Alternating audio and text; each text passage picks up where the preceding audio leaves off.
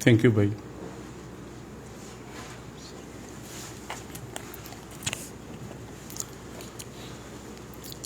بسم اللہ الرحمن الرحیم. قل هو اللہ احد اللہ الصمد لم یلد ولم یولد ولم یکن لہ کفوا احد. شعبہ اردو الحمد اسلامک یونیورسٹی اسلام آباد کے زیر اہتمام قومی کانفرنس بعنوان ایڈورڈ سعید کی شرک شناسی میں تمام معزز شرکائے کرام کا خیر مقدم ہے. اس کانفرنس کی صدارت قابل صد احترام پروفیسر فتح محمد ملک صاحب فرما رہے ہیں. ہم سب استاد مکرم پروفیسر ڈاکٹر ناصر عباس نیر صاحب کے ممنون احسان ہیں کہ خصوصی طور پر آپ اس کانفرنس میں شرکت کے لیے لاہور سے تشریف لائے ہیں. ہم لفظوں میں کسی بھی صورت آپ کا شکریہ ادا نہیں کر سکتے.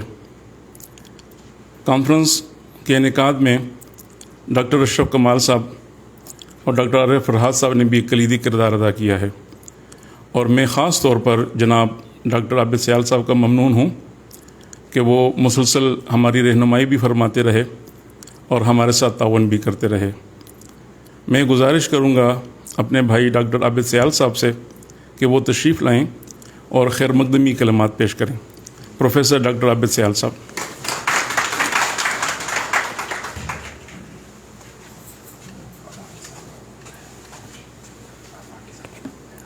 بسم اللہ الرحمن الرحیم.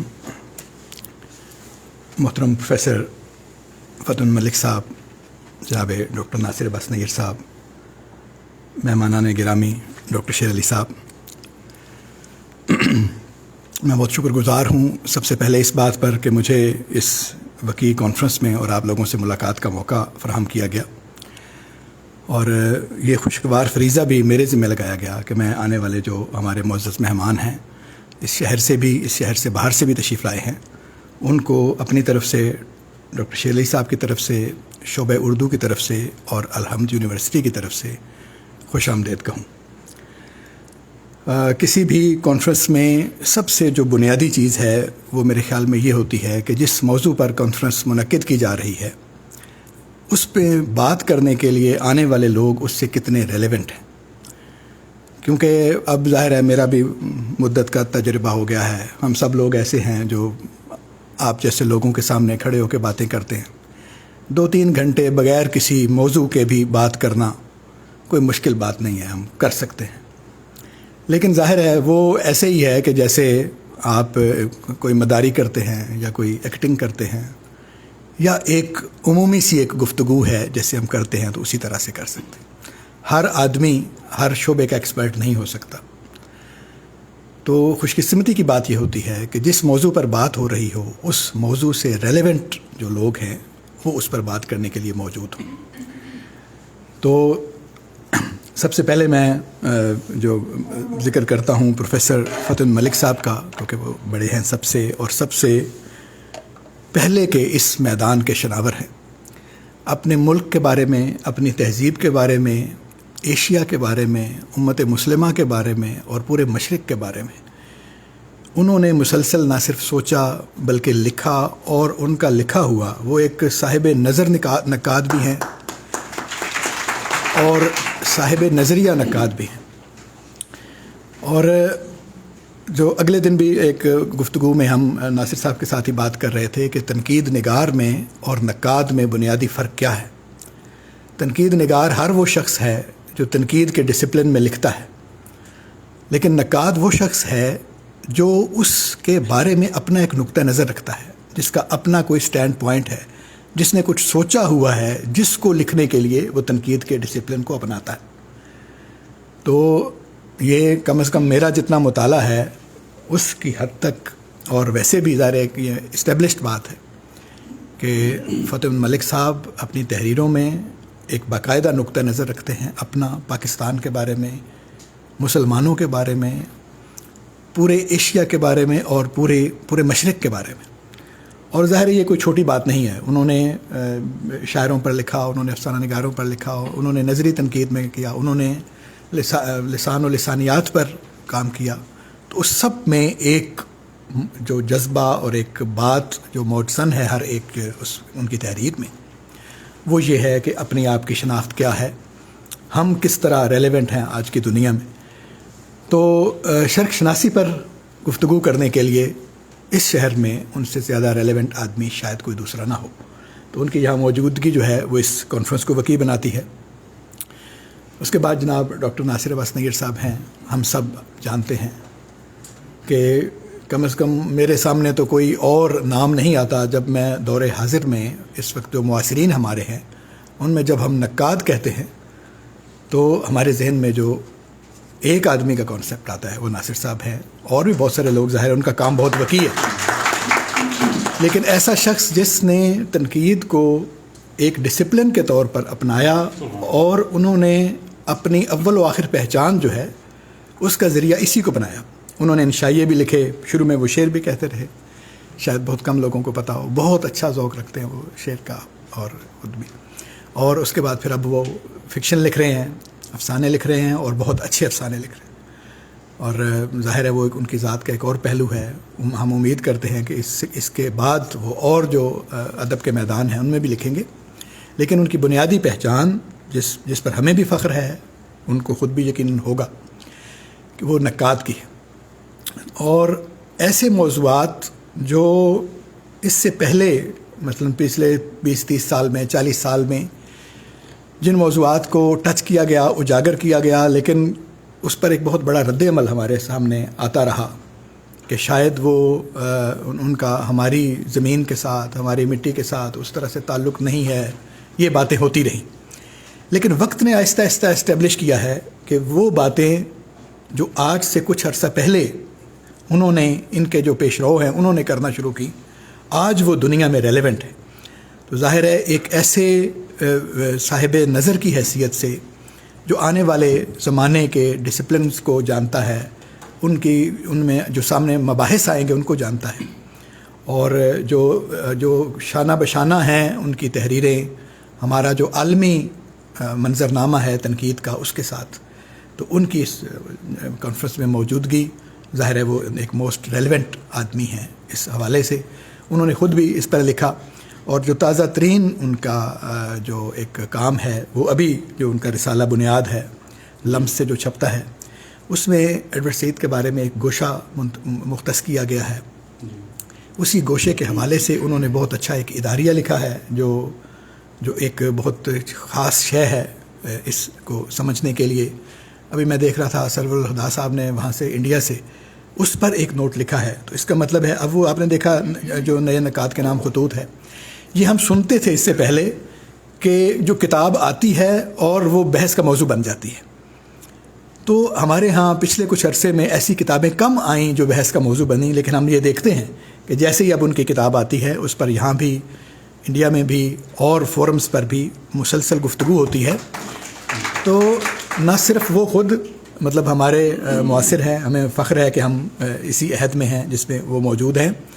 تو ان کی کتابیں ریلیونٹ ہیں، ان کی باتیں ریلیونٹ ہیں، ان پر بات ہوتی ہے.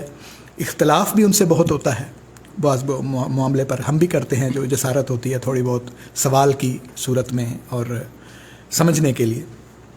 تو میں سمجھتا ہوں کہ آج کے موضوع کے حوالے سے وہ ایک نہایت وسیع، معتبر اور ریلیونٹ آدمی ہیں. تو میں سر آپ کو خوش آمدید کہتا ہوں یونیورسٹی کی طرف سے. اور اس کے بعد پھر آپ ڈاکٹر یاسین آفاقی صاحب کو دیکھ رہے ہیں. ڈاکٹر یاسین آفاقی صاحب ہمارے جو اسلام آباد میں خاص طور پر اور ملک میں عام طور پر وہ کم بولتے ہیں، ان کی موجودگی آپ کو کم نظر آتی ہے بظاہر، لیکن جتنا وہ سمجھتے ہیں ان معاملات کو جو جدید جو ہمارے مباحث ہیں ان سے متعلق ہیں، اور جو وہ مواد جو ہمیں دوسری زبانوں سے انگریزی کے توسط سے ہمارے تک آیا ہے، انہوں نے بہت بالاستیاب اس کا مطالعہ کیا ہے. شاعری سے متعلق ہو، افسانے سے متعلق ہو، ہماری تنقید سے متعلق ہو، ہماری فکریات سے متعلق ہو. تو نظم کے بارے میں ان کی کتاب ہے جو اس میں حیات کے بارے میں ان کے اپنے تصورات بھی ہیں. انہوں نے مجلس ترقی ادب سے وہ کتاب چھپی ہے اور مجلس نے اس کو بڑے اہتمام سے اس وجہ سے چھاپا ہے کہ وہ جو مجلس کی علمی کتابوں کی روایت ہے اس میں ہمارے زمانے میں ایک اچھا اضافہ اس میں تھی. اور وہ اگر آپ اس کو دیکھیں تو آپ کو پتہ چلتا ہے کہ آفاقی صاحب کس قدر گہری نظر رکھتے ہیں ان علوم پر اور ان مباحث پر. سر آپ کو بھی خوش آمدید کہتے ہیں. اس کے بعد ڈاکٹر اشرف کمال صاحب ہیں, آپ ان کو جانتے ہیں. وہ جو کہتے ہیں کہ صحراست کے دریاست تہے بالوں پرے ماست, کہ صحرا ہو یا دریا وہ سب میرے پروں کے نیچے ہے. تو وہ آپ ان کو موجود پائیں گے ہر اہم جگہ پر, اور ہر ایسی بحث, ایسا نقطہ, وہ علوم جو ہمارے متداول ہیں, افسانہ, فکشن, شاعری, لسانیات, تنقید, ہر موضوع پر وہ ایک جیسی دسترس رکھتے ہیں اور اظہار کمال کی بات ہے. اور نہ صرف یہ ہے کہ وہ اس پہ گفتگو فرماتے ہیں اور بلکہ انہوں نے اس پر لکھ کر اپنی موجودگی کا اظہار کیا ہے. ان کی کتابوں کی ایک فہرست ہے جو بہت متنوع ہے, بہت جو کام کی چیز ہے, خاص طور پر طالب علموں کے لیے اس حوالے سے کہ وہ جس سطح پر جا کر ہمارے بڑے ناقدین لکھتے ہیں اور علماء کے لیے وہ مباحث سامنے لاتے ہیں, ان کو ہم جیسے قارئین جو نسبتاً کم درجے کے ہیں, جو ہمارے تو طالب علمانہ سطح رکھتے ہیں, آپ جیسے لوگ, تو ان کے لیے انہوں نے آسان کر کے ان کو پیش کیا ہے اور ان مباحث کو سمجھنے کا ایک زاویہ ہمارے لیے پیش کیا ہے. تو ڈاکٹر صاحب آپ تو موجود ہیں اگرچہ میزبان کی حیثیت سے بھی, لیکن آپ کو بھی کانفرنس میں خوش آمدید کہتے ہیں. عارف فرات صاحب کے بارے میں, عارف صاحب میرے بڑے پرانے دوست ہیں, میرے سینئر ہیں, بعد میں ہم اکٹھے ہی لکھتے پڑھتے رہے. تو ان کی جو جہات ہیں پڑھنے لکھنے کی وہ بھی متنوع ہیں. بنیادی طور پر وہ ایک شاعر ہیں اور بہت ہی اچھے شاعر ہیں. جن لوگوں کو شروع میں پڑھ کے انسپائر میں خود بھی ہوتا تھا, ہمارے جو کولیگ ہیں وہ بھی ہوتے تھے, تو ہمارے سینئر دوست کی حیثیت سے وہ ہمارے ساتھ موجود رہے. اور اب پی ایچ ڈی کرنے کے بعد پھر انہوں نے اپنے جو دلچسپیاں ہیں ان میں ایک اور طرح کا تنوع ان کے ہاں آیا ہے. تو ایک صاحب فکر, صاحب نظر اور صاحب تصنیف و تالیف آدمی ہیں. سر آپ کو بھی خوش آمدید کہتے ہیں. تو یہ ہے تعارف. میں چونکہ اس موضوع پر بولنے کی اہلیت نہیں رکھتا, یہ میں نے پہلے اس وجہ سے معذرت کی کیونکہ یہ میری دلچسپی کا موضوع تو ہے لیکن میرا علم اس بارے میں بہت کم ہے. تو لہٰذا میں اپنے آپ کو اس کانفرنس میں جو میری شمولیت ہے وہ خیر مقدمی کلمات تک ہے. تو میں آپ سب لوگوں کو بھی خوش آمدید کہتا ہوں اور اپنے پورے دوستوں کو بھی. سر آپ کا بہت شکریہ.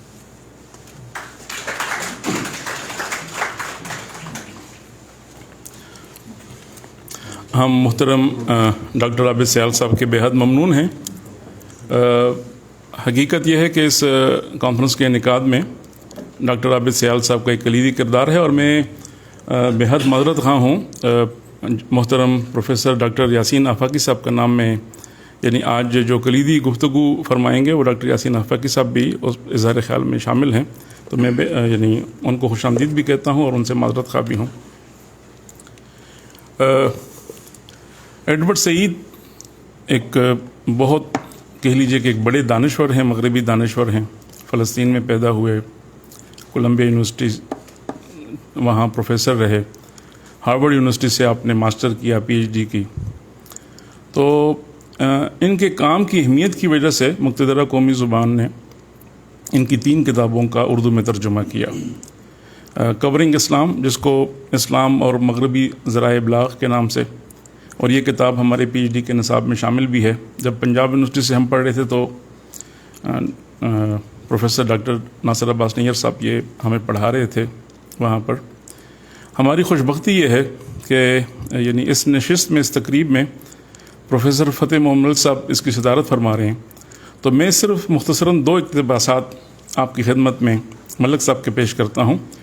تھوڑا سا آپ کو اندازہ ہوگا کہ ایڈورڈ سعید صاحب کے حوالے سے کہ صلیبی جنگوں کے حد سے لے کر دور حاضر میں دنیا اسلام کے خلاف جاری نیٹو دہشت گردی تک مغربی دنیا اسلام اور مسلمانوں کے خلاف اپنے خبث باطن کا اظہار کرتی چلی آ رہی ہے.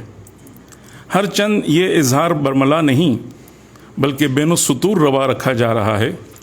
تاہم یورپ اور امریکہ کا پرنٹ اور الیکٹرانک میڈیا اسلام اور مسلمانوں کے بارے میں جس نوعیت کے جو پروگرام پیش کرتا چلا آ رہا ہے وہ بڑی اہمیت کے حامل ہیں اور قابل افسوس ہیں. ایڈورڈ سعید کولمبیا یونیورسٹی میں انگریزی زبان و ادب کے مرحوم استاد اور عہد حاضر کے نامور دانشور نے اپنی کتاب کورنگ اسلام میں مغربی ذرائع ابلاغ کی اس حکمت عملی کو کمال خوبی کے ساتھ بے نقاب کیا. یہ ایک ایسی حقیقت افروز دستاویز ہے جسے ہماری یونیورسٹیوں کے تمام شعبہ جات میں پڑھانا لازم قرار دیا جانا چاہیے. وطن عزیز کی دانشگاہوں کی اس سنگین ضرورت کے پیش نظر مقتدرہ قومی زبان نے اس کا اردو ترجمہ شائع کیا ہے.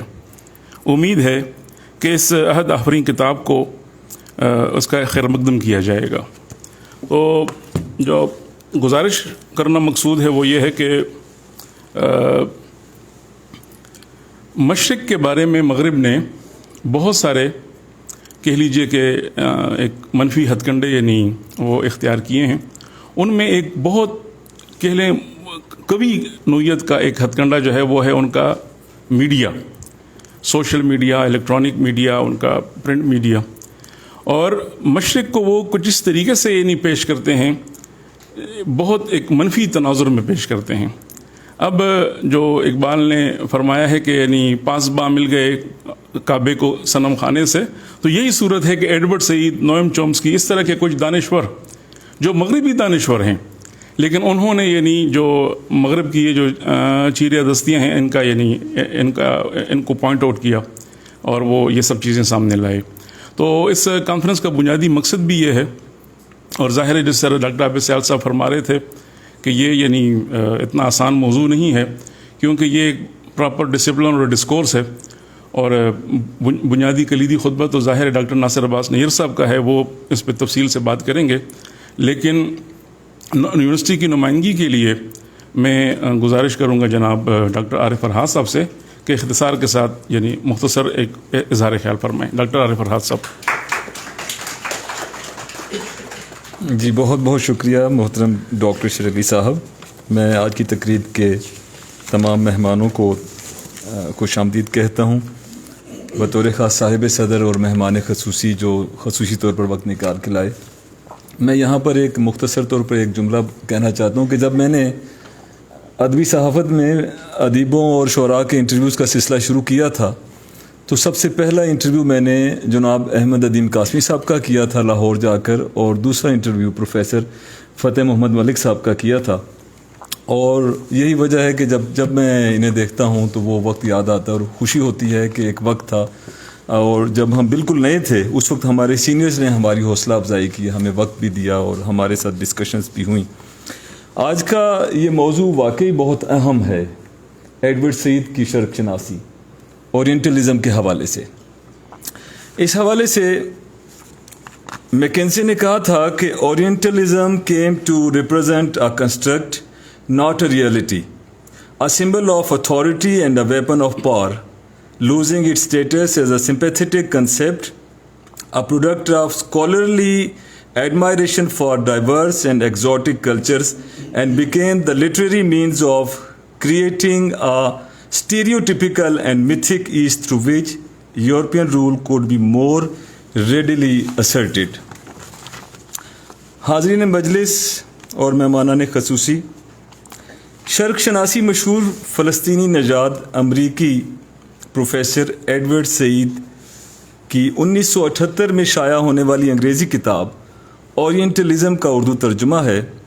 یہ ترجمہ محمد عباس نے کیا اور اسے مقتدرہ قومی زبان اسلام آباد نے شائع کیا ہے. ایڈورڈ سعید عہد حاضر کے چند نامور ترین دانشوروں میں ایک تھے. ادب، ثقافت، سیاست اور لسانیات سے متعلق موضوعات پر ان کی 20 سے زیادہ کتابیں شائع ہو چکی ہیں، جن کا دنیا کی متعدد زبانوں میں ترجمہ بھی ہوا ہے. لیکن ان میں سے سب سے زیادہ فکر انگیز کتاب شرق شناسی یعنی اورینٹلزم ہے. اس عہد آفرین کتاب میں مغربی سامراج کے سائے میں پنپنے والے اورینٹلزم کا حقیقت افروز تنقیدی جائزہ پیش کیا گیا ہے۔ پروفیسر ایڈورڈ سعید مغربی علوم کی شاخ کو مغرب کی سامراجی توسیع پسندی کا آلہ قرار دیتے ہیں۔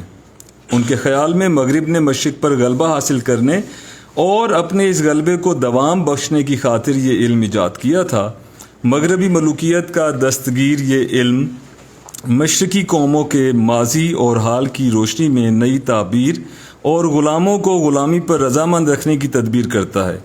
ایڈورڈ سعید مشرق کی قوموں کو یہ درس دیتے ہیں کہ وہ اس سامراجی آئیڈیالوجی کو رد کر دیں اور اپنے ماضی کی مسخ شدہ تصویروں کو قبول نہ کریں اور اپنے ماضی کی بازیافت خود کریں۔ اورینٹلزم مغربی علوم کی وہ شاخ ہے جس میں اورینٹ یعنی مشرق کا مطالعہ کیا جاتا ہے۔ مشرقی ممالک میں نارتھ افریقہ، ایشیا اور مشرق وسطیٰ کے ممالک کو بھی شمار کیا جاتا ہے۔ ایڈورڈ سعید کے نزدیک علم کی شاخ کا مقصد مغرب کی سامراجی توسیع پسندی کو استحکام بخشنا ہے۔ کتاب میں لکھتے ہیں کہ شرق شناسی کوئی ہوائی چیز یا مشرق کے بارے میں یورپی تخیل کا کرشمہ نہیں ہے، بلکہ یہ نظریاتی اور مستقل کام ہے جس کو باقاعدہ منصوبہ بندی کے ساتھ شروع کیا گیا ہے اور جس میں نسل در نسل سرمایہ کاری کی گئی ہے۔ اس سرمایہ کاری نے اورینٹلزم کو ایک علم بنا دیا ہے۔ اب یہ ایسا مربوط اور مقبول نظام ہے جس سے مشرق کے بارے میں معلومات اور علم کو چھان پھٹک کر مغرب کے شعور میں پہنچایا جاتا ہے۔ کتاب کے دیباچے میں لکھا ہے کہ مغربی ملوکیت کا دستگیر یہ علم مشرقی قوموں کے ماضی اور حال کی اپنے سیاسی ایجنڈے کی روشنی میں نئی تعبیر اور غلاموں کو غلامی پر رضامند رکھنے کی تدبیر کرتا ہے۔ ایڈورڈ سعید مشرقی قوموں کو یہ درس دیتے ہیں کہ وہ اس سامراجی آئیڈیالوجی کو رد کر دیں اور اپنے ماضی کی مسخ شدہ تصویروں کو قبول نہ کریں اور اپنی ماضی کی بازیافت خود کریں۔ حاضرین مجلس، اورینٹلزم ایک طرز فکر ہے جو مشرق و مغرب کے مابین آنٹولوجیکل اور علمی تفریق پر مبنی ہے، جس نے مغرب کی بالادستی پر زور دیا۔ یہ 18ویں صدی میں شروع ہونے والا مشرق سے نمٹنے کے لیے کارپوریٹ ادارہ ہے۔ ایڈورڈ سعید چونکہ فلسطینی تھے اور امریکی دانشور بھی ہوئے بعد میں، یعنی دوہری شہریت کے حامل تھے۔ دوہری شہریت دوہرے تناظر کو ممکن بناتی ہے۔ وطن اور جلا وطنی کا تناظر، یہ دوہرا تناظر ہمیں سعید کے نظام فکر کی بنیاد میں کار فرما محسوس ہوتا ہے۔ عالمی تنقید میں جسے سعید کا اہم اضافہ کہا جا سکتا ہے، اسے مابعد نوآبادیاتی تنقید کا نام ملا ہے۔ نوآبادیاتی مغرب نے کس طور مشرق، اسلام اور افریقہ کے علم کو طاقت کے حصول کا ذریعہ بنایا، مشرق اور مغرب یا ہم اور وہ کی تفریق قائم کی جس میں ہم کو وہ پر فوقیت حاصل رہتی ہے، نیز ہم ایک ایسے مرتبے کا حامل رہتا ہے جہاں سے اسے وہ کی منمانی ترجمانی کا اختیار حاصل رہتا ہے۔ مابعد نوآبادیاتی تنقید کا یہ بنیادی تصور سعید کے دوہرے تناظر کا مرہون ہے۔ وہ ایک ایسے امریکی عالم تھے جن کی روح ایک وطن پرست فلسطینی باشندے کی تھی۔ سعید کی سب سے اہم خصوصیت یہ ہے کہ انہوں نے اپنے وطن پرستی کو ایک جبلی جذبے تک محدود نہیں ہونے دیا، بلکہ اسے ایک استعارہ بنا دیا۔ اگر وہ ایسا نہ کرتے تو غالباً آزادی فلسطین کے ہتھیار بند مجاہد ہوتے۔ پھیلاؤ استعارے کی بنیادی خصوصیت ہے، چنانچہ انہوں نے نوآبادیاتی تدبیروں، سازشوں سے تار تار وطن کے تجربے کو مشرق و ایشیا میں استعماری حربوں کی تفہیم کا استعارہ بنایا۔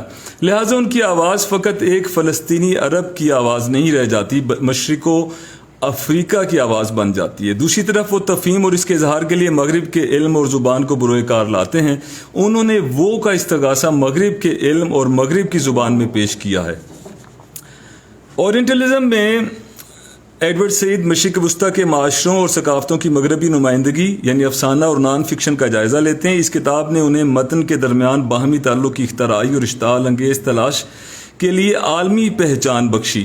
ادبی اور دوسری صورت میں سعید نے ان کاموں کا جائزہ ان سماجی اور سیاسی اور معاشی تناظر کے حوالے سے لیا جہاں سے ابھرے ہیں۔ ایڈورڈ سعید نے اپنی کتاب میں ادبی تنقید کے لیے ایک بر اعظمی بین الضابطہ نقطہ نظر اپنایا ہے، جس میں ادب اور سیاست کے درمیان روابط کا پتہ لگانے کے لیے رجحانات، وجودیت اور فرانسیسی ساختیات کے اصولوں کا استعمال کیا گیا ہے۔ ان کے نظریات اور طریقوں نے امریکی علمی حلقوں کو خاص طور پر ادبی تھیوری اور ثقافتی علوم کے حوالے سے زبردست متاثر کیا۔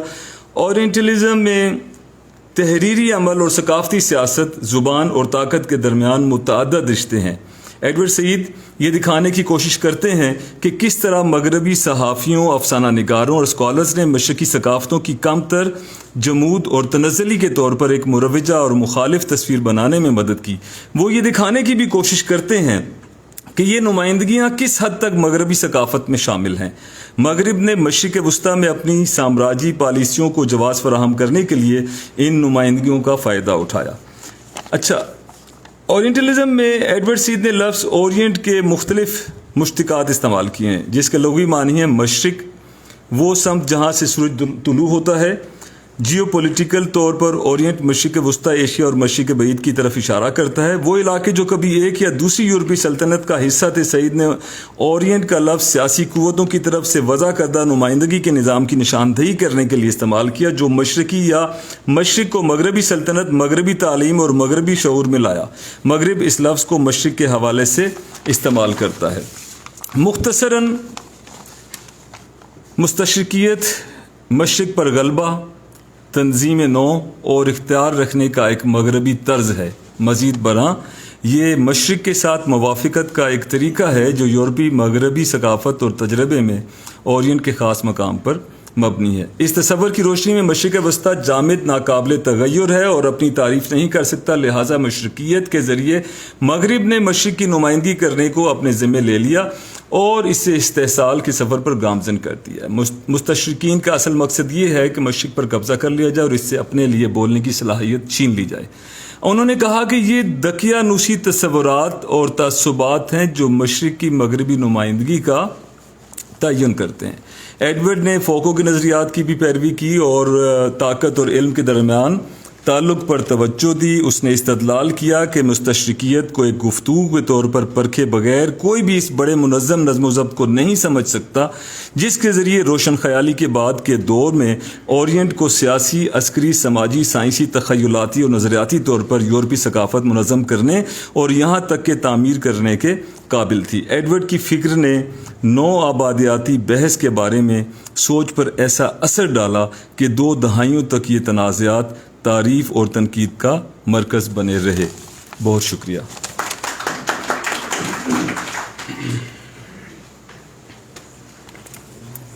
بہت شکریہ سر، ڈاکٹر عارف فرحات صاحب۔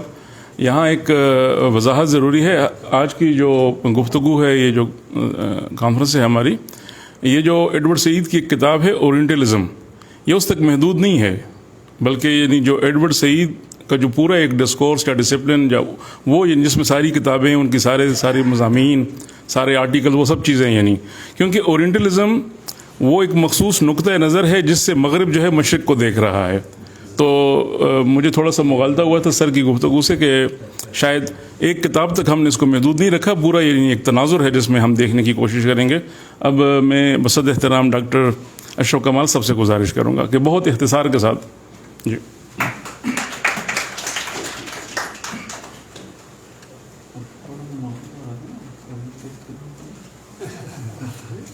بسم اللہ الرحمن الرحیم۔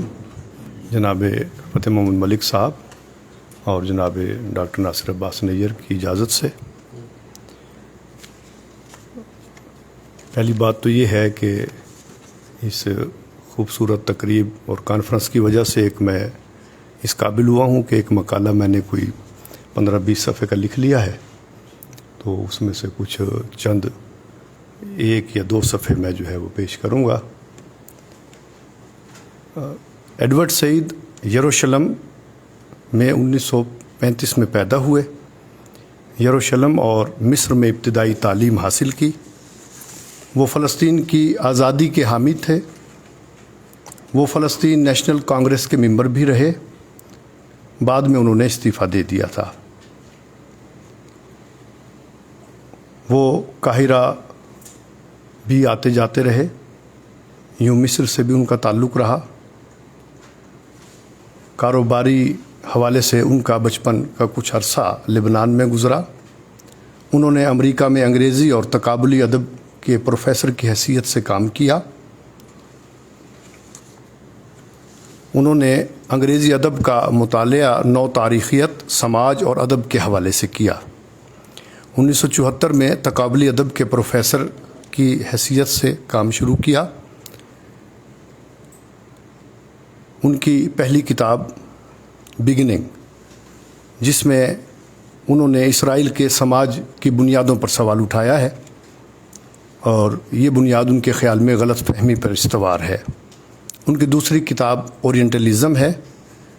اس کتاب کا سب سے اہم کارنامہ یہ ہے کہ اس نے مشرق کو خود اپنی نظر سے دیکھنے اور سمجھنے کا ایک وسیع شعور عطا کیا ہے۔ ان کی ایک اور کتاب دی word, the text, the critic, دنیا، متن اور اس کا نقاد بھی اہمیت کی حامل ہے۔ اس میں انہوں نے دریدہ کے حوالے سے بھی ایک مضمون شامل کیا ہے۔ اس کتاب میں انہوں نے متن کو اندر سے دیکھنے کی بات کی ہے۔ اسی کتاب میں امریکی بائیں بازو کی ادبی تنقید، ثقافت اور نظام کے مابین تنقید، تھیوری، اسلام، رومانویت، فرانسیسی ثقافت کے حوالے سے بھی مباحث ملتے ہیں۔ عالمگیریت کی فکری حرکیات کے ساتھ ساتھ انہوں نے ساختیات، نو تاریخیت کے رشتوں پہ بھی بات کی ہے۔ ان کی کتاب کورنگ اسلام بھی اہمیت کی حامل ہے، جس میں انہوں نے اسلام کے حوالے سے مختلف حقائق کو بیان کرنے کی کوشش کی ہے۔ شرق شناسی مغرب میں ایک شعبہ کے طور پر سامنے آئی۔ یورپ نے مستشرقین کے ذریعے مشرق کے رویوں، مزاج، رسوم و رواج اور مذہبی و ثقافتی جہتوں کو سمجھنے پہ زور دیا۔ ایڈورڈ سعید نے مغرب کو اس کی صحیح سوچ کے ساتھ پیش کیا، خواہ مخواہ اس کا دفاع نہیں کیا۔ یہ میں کچھ پیراگراف درمیان میں چھوڑ رہا ہوں، ہو سکتا ہے کہیں ایسا محسوس ہو کہ ربط ٹوٹ جائے تو۔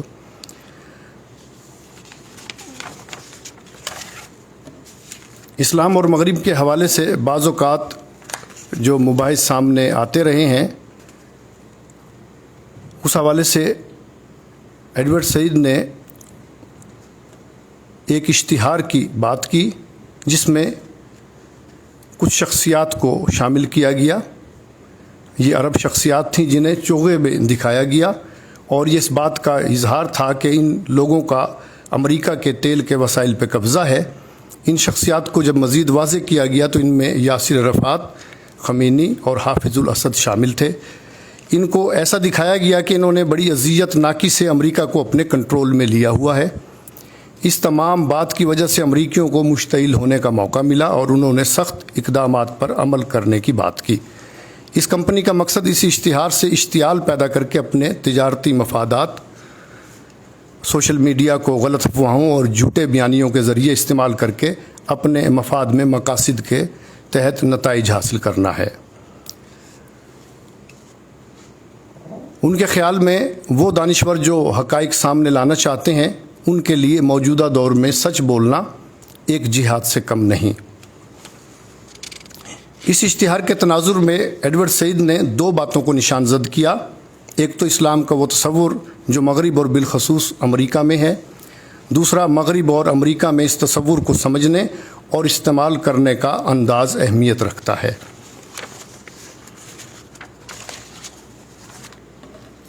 ان کے خیال میں مغرب اسلام کے بارے میں انتہا پسندانہ سوچ رکھتا ہے، اور خاص طور پر عرب کے حوالے سے 1973 کی جنگ کے بعد عرب کی یہودی دشمنی اور عرب میں تیل کی دولت کو یورپ نے جس نظر سے دیکھا ہے وہ اچھی نظر نہیں۔ وہ ان ذخائر کو خطرے کا نشان سمجھتے ہیں۔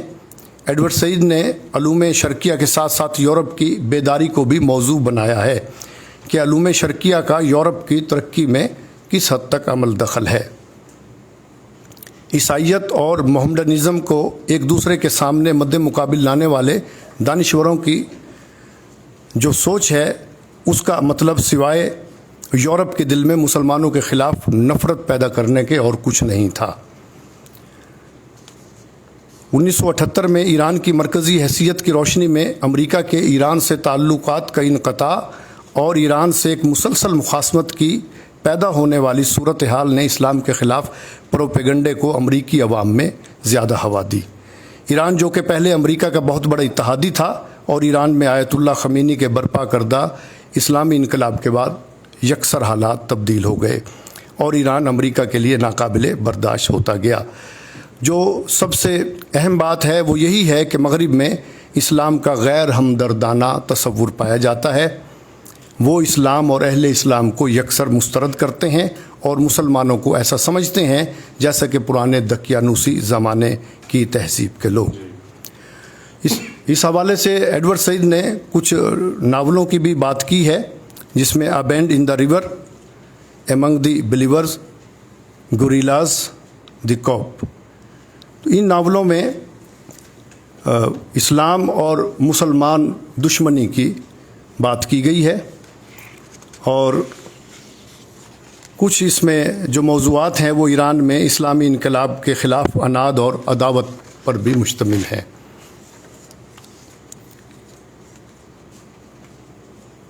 ایڈورڈ سعید کے نزدیک اسلام جو ہے وہ ایک لیبل ہے، اور اسی طرح عیسائیت بھی ایک لیبل ہے.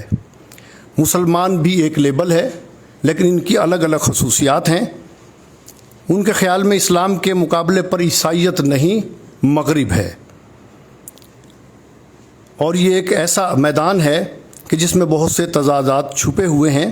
ایڈورڈ سعید کے خیال میں مغرب نے اسلام کا مطالعہ کرنے اور اسے سمجھنے کے بجائے مقابلہ کی صورتحال پیدا کر کے بہر صورت اسے ناپسندیدہ قرار دینے کی ٹھانی ہے. بہت شکریہ جی، تھینک یو.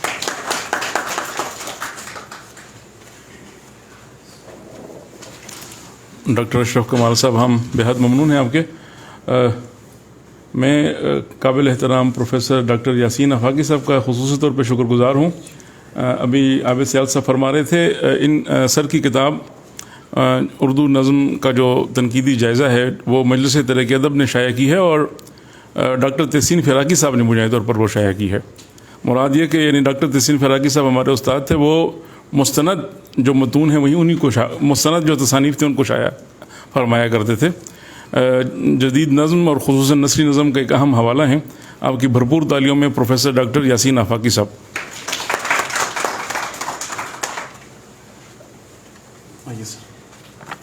شکریہ ڈاکٹر صاحب. جناب پروفیسر فتح محمد مالک صاحب، جناب پروفیسر ناصر عباس نیت صاحب کی اجازت سے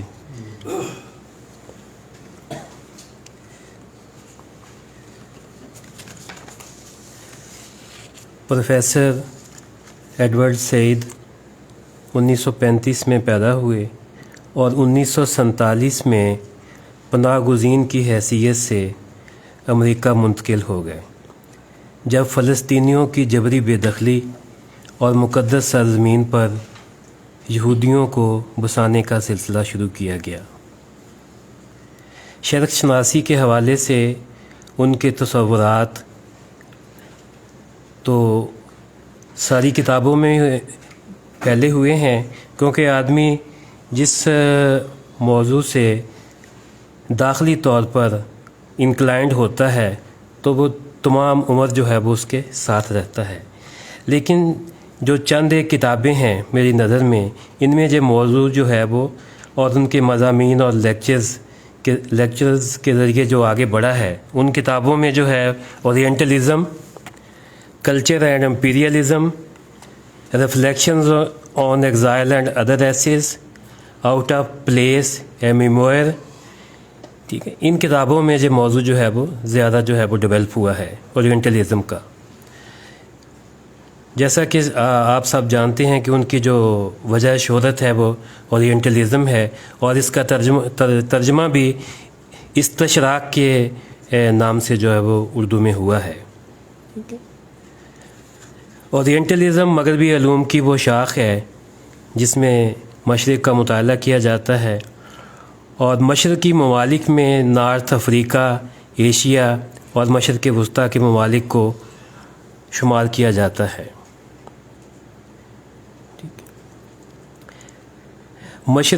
سعید کے مطابق مشرقیت صرف نظریات یا تصاویر کا مجموعہ نہیں ہے، بلکہ علم کا ایک مکمل نظام ہے جو مختلف اداروں جیسے یونیورسٹیوں، عجائب گھروں، میڈیا اور سرکاری اداروں اور دیگر تعلیمی اداروں کے ذریعے تیار کیا گیا ہے. علم کا یہ نظام مغرب اور مشرق کے درمیان طاقت کی درجہ بندی بنانے اور باقی دنیا پر مغربی تسلط کو برقرار رکھنے میں اہم کردار ادا کرتا رہا ہے۔ ہم ہیں، وہ ہیں، یعنی ہم گورے ہیں، وہ کالے ہیں، ہم ترقی یافتہ ہیں اور وہ غیر ترقی یافتہ، ہم مہذب ہیں اور وہ غیر مہذب ہیں۔ ٹھیک ہے، ان تصورات کا خلاصہ کر کے ہی مغربی دانشوروں نے اپنے اعلیٰ اور عرفہ ہونے کے خیال کو تقویت بخشی ہے۔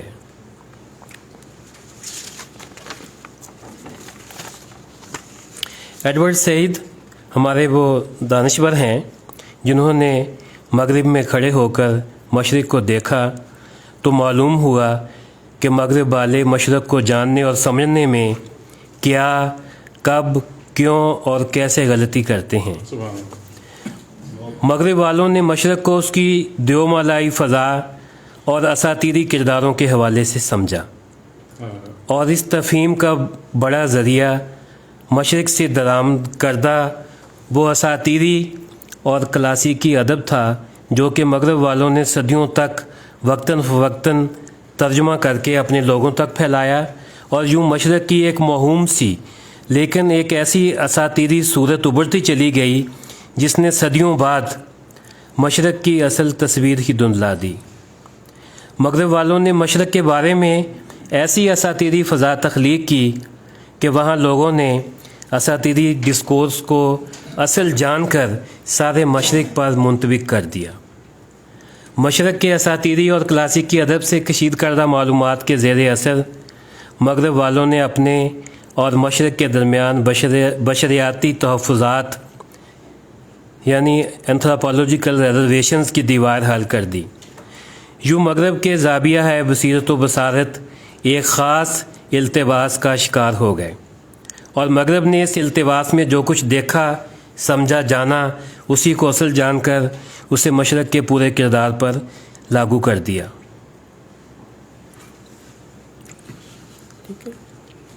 سعید ان چند دانشوروں میں سے ہیں جنہوں نے رد تشکیل کو ادب سے بشریات میں روشناس کرایا، ٹھیک ہے، اور مشرق اور مغرب کی رد تشکیل کی۔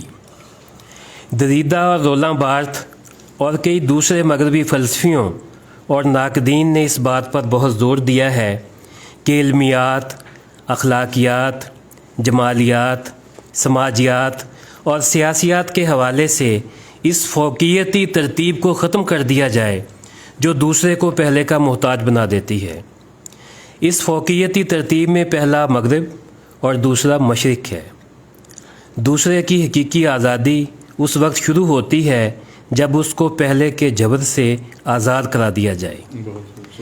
یہ نقطہ ذہن نشین رہے کہ مابعد جدید مفکروں کے تعقلات، افتراق، امتیاز اور التوا کا مقصد یہ نہیں ہے کہ ان کو دوسرے پر لاگو کر دیا جائے، ان کو صرف دوسرے کو آزاد کرانے کے لیے تراشا گیا ہے۔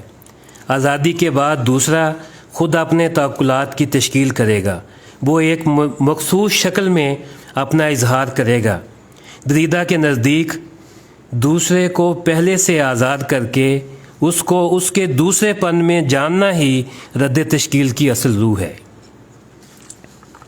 سعید فرانسیسی مفکر اور ماہر بشریات مائیکل فوکو سے بھی متاثر ہوئے، تو مائیکل فوکو نو تاریخیت کے حوالے سے اہم نام ہے۔ تو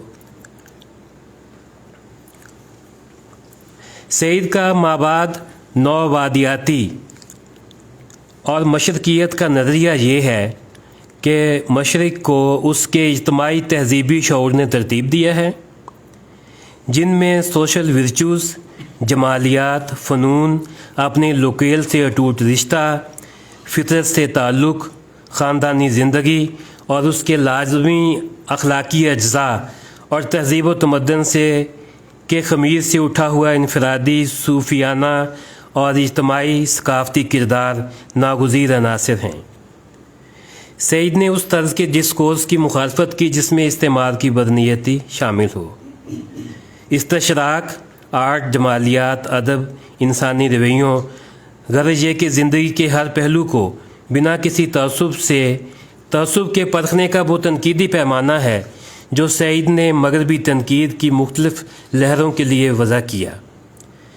یہ کہا جا سکتا ہے کہ مشرق کے انفرادی کردار یا اجتماعی کردار کو سمجھنے کے لیے مشرق کو بحیثیت کل سمجھنا بے حد ضروری ہے، ورنہ مغرب اور مشرق کے درمیان حائل خلیج جو کہ مغرب نے بنائی ہے بڑھتی چلی جائے گی۔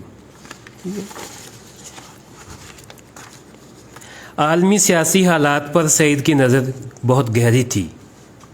اس سلسلے میں امریکہ کا کردار بیان کرتے ہوئے وہ کہتے ہیں، امریکی اشائی کے اس تصور کا مطلب یہ ہے کہ ہم امریکی انسان دوستی پر مبنی جنگیں لڑتے ہیں۔ اس کا مطلب یہ بھی ہے کہ ہم دوسروں کے بھلے کے لیے مہم چلاتے ہیں وغیرہ۔ اس اسطوت کا خاتمہ کرنے کی ضرورت ہے اور اس کی جگہ طاقت کا صحیح مفہوم سامنے لانا ہوگا۔ ٹھیک ہے، ضرورت اس امر کی ہے کہ ہم انسان دوستی کا ایک نیا تصور دریافت کریں جس کی بنیاد ایک نئے نظریے پر ہو، اور اس سلسلے میں قدیم روایات سے بھی استفادہ کرنے کی ضرورت ہے، بشمول اسلامی روایات کے۔ سعید کا موقف یہ تھا کہ تمام انسانی اختلافات کی بنیاد تاریخی ہے، نسلی یا مابعد الطبیعیاتی نہیں۔ چنانچہ کسی ایک بڑے گروہ سے بعض قدروں کو منسوب کر دینا ان کے نزدیک بہت حد تک مشکوک تھا۔ مشرق بمقابلہ مغرب کہہ دینا کوئی سادہ نہیں، نہایت پیچیدہ بات ہے، کیونکہ اگر مثال کے طور پر ان اقدار کا تجزیہ کیا جائے جو مغربی کہلاتی ہیں، مثلا انسانی آزادی، ہمدردی، وقار، تو حقیقت یہ ہے کہ یہ نوع انسانی کا مشترکہ ورثہ ہیں۔ انہیں محض مغربی اقدار کہنا خطابت بازی ہے۔ ٹھیک ہے، تو سعید یہ سمجھنے میں ہماری معاونت کرتے ہیں، ٹھیک ہے، کہ ہم کون ہیں۔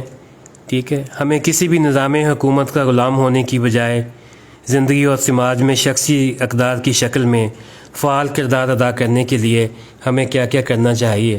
اور ابھی بیٹھے ہوئے مجھے اقبال کا یہ شعر یاد آ رہا تھا اور اس پر میں اپنی بات ختم کرتا ہوں۔ دیکھے تو زمانے کو اگر اپنی نظر سے، افلاک منور ہوں تیرے نور سحر سے۔ بہت شکریہ جی۔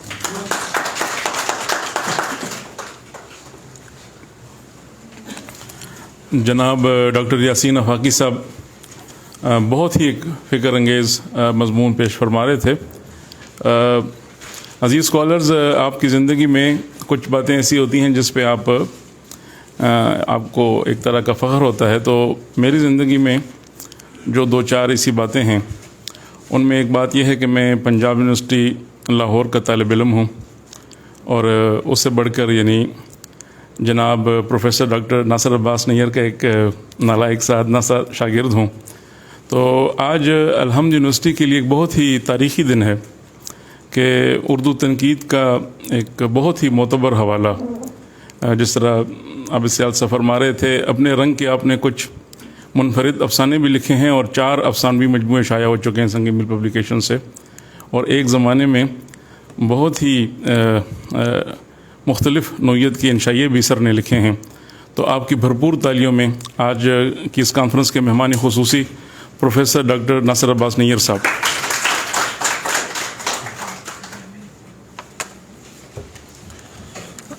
بسم اللہ الرحمن الرحیم۔ بہت شکریہ ڈاکٹر شیر علی صاحب، پروفیسر فتح محمد ملک صاحب، پروفیسر یاسین آفاقی صاحب، ڈاکٹر عابد سیال صاحب، اشرف کمال صاحب اور ڈاکٹر عارف فرحات صاحب۔ آپ نے اس موضوع پہ کانفرنس تو رکھی ہے، لیکن میں دیکھ رہا تھا کہ ابھی تک جو مقالات پڑھے گئے بڑے وسیع مقالات تھے، اور سعید کے بارے میں بہت سی باتیں بیان ہو چکی ہیں۔ عابد سیال صاحب بھی بہت سی بنیادی باتیں کانفرنس اور سیمینار کے حوالے سے کہہ چکے ہیں، لیکن یہ جو آپ کے سامنے طالب علم بیٹھے ہیں تو یہ تو عالم خواب کی طرف جا رہے تھے، تو بعض کی آنکھیں کھلی تھیں اور دل کسی اور جگہ تھے، چشم تخیل کہیں تھیں، اور جو ماتھے کے نیچے آنکھیں ہیں وہ سامنے تھیں۔ تو اس میں ان کا کوئی قصور نہیں ہے، ان کا کوئی دوش نہیں ہے۔ ایک تو آپ نے موضوع اتنا مشکل رکھا ایڈورڈ سعید، اور جیسا کہ شروع میں بات ہوئی بہت چند لوگ ان کے بارے میں جانتے تھے، لیکن میرے خیال ہے بنیادی احساس یہ ہونا چاہیے کہ جن کے بارے میں ہم نہیں جانتے ان کے بارے میں جاننے کی ایک ارج ہمارے اندر ضرور ہونی چاہیے۔ تو میں یہ توقع رکھوں گا کہ اگر آپ ایڈورڈ سعید کے بارے میں آج تک نہیں جانتے تھے تو افسوس کی بات تو ہے، لیکن اس کا ملال نہیں ہونا چاہیے، چلے آج ہی صحیح، آج چند باتیں ان کے بارے میں آپ جان لیں گے۔ تو مجھے امید ہے کہ وہ جو کچھ دیر کا وقفہ تھا نیند میں جانے کا وہ اب باقی نہیں ہوگا۔ تو میں کوشش کروں گا کہ سعید کے بارے میں کچھ ایسی باتیں اور ان کی شرک شناسی اور دوسرے کام کے بارے میں کہوں، اور جنہیں آپ سمجھیں کہ ان کا جاننا آپ کے لیے بہت ضروری ہے۔ دیکھیں، ہماری زندگیوں میں دو طرح کا علم ہوتا ہے۔ ایک وہ علم ہوتا ہے جو ہر وقت آپ کو چاہیے، جو ایک بہت ہی مفید علم ہوتا ہے جس کے بغیر آپ زندگی بسر نہیں کر سکتے، جو آپ کو روزمرہ کے امور کے لیے چاہیے ہوتا ہے۔ تو وہ علم تو تقریباً سب کے پاس ہوتا ہے، کبھی کبھی وہ علم زبانی ٹریڈیشن کے ذریعے آپ تک پہنچتا ہے، اور ایک دوسرا علم ہوتا ہے جو آپ کی ذہنی ضرورت ہوتا ہے۔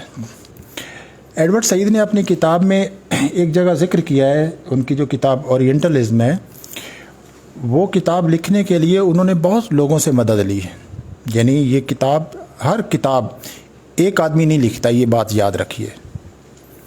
اس کتاب کی تصنیف میں کئی لوگ، کئی نظریات اور کئی زمانے شامل ہوتے ہیں۔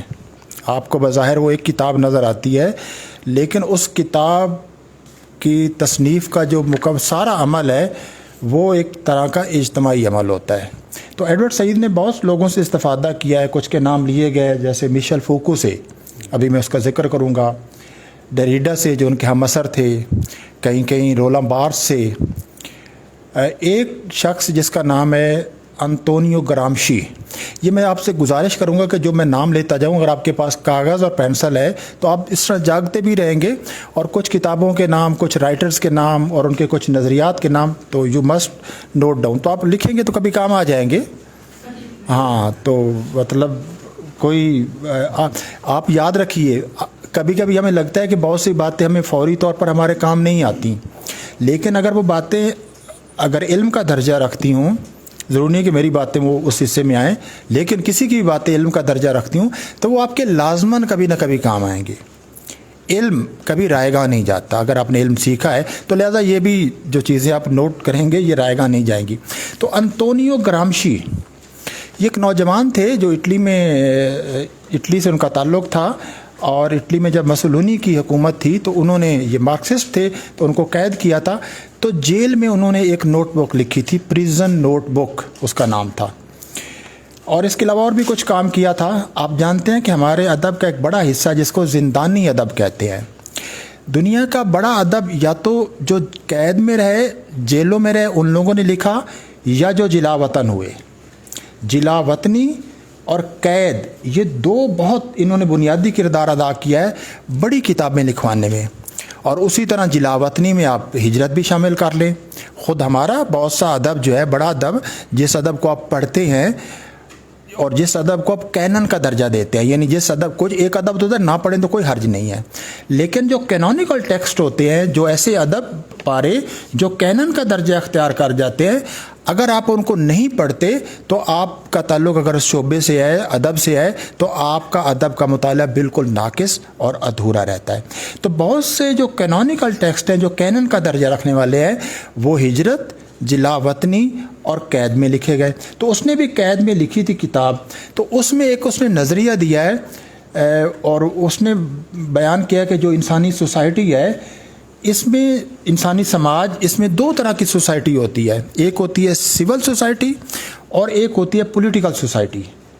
سول سوسائٹی وہ کہتا ہے کہ کوئی بھی سماج ان دونوں سے مل کر بنتا ہے، اور ہماری جو ذہن کی تشکیل ہے، ہمارے جو مزاج کی تشکیل ہے، ہمارے خیالات، ہمارے، یاد رکھیے آپ جو کچھ ہیں، آپ خود آپ کا بھی اتنا حصہ ہوگا، لیکن زیادہ حصہ اس زمانے کا ہے جس زمانے میں آپ پیدا ہوئے ہیں.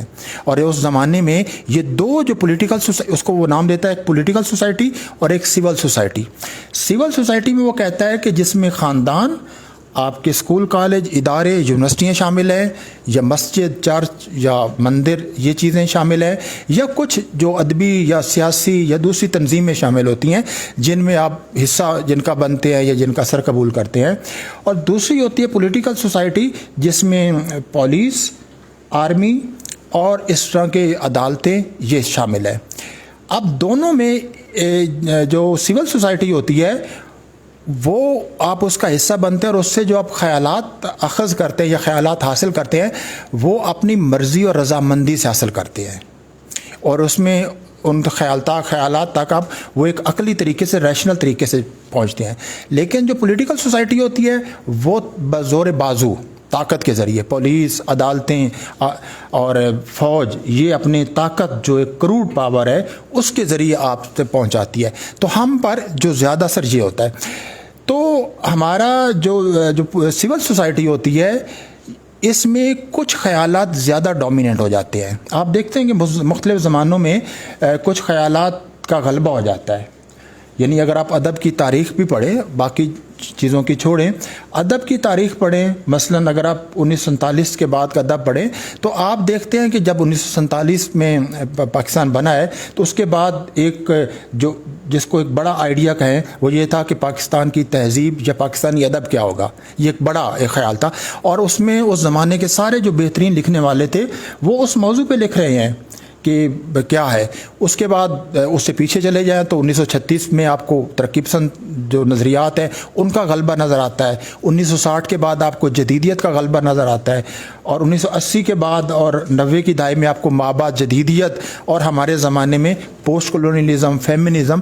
تو آپ دیکھتے ہیں کہ یہ مختلف جو نظریات ہیں مختلف زمانوں میں یہ ایک طرح سے ڈومیننٹ ہو جاتے ہیں.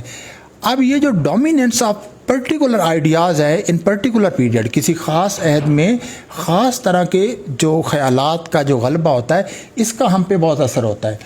ہم ان خیالات کو یا تو قبول کرنے پہ مجبور ہوتے ہیں، یا رد کرنے پہ مجبور ہوتے ہیں، یا ان کی طرف پیٹھ کرنے پہ مجبور ہوتے ہیں.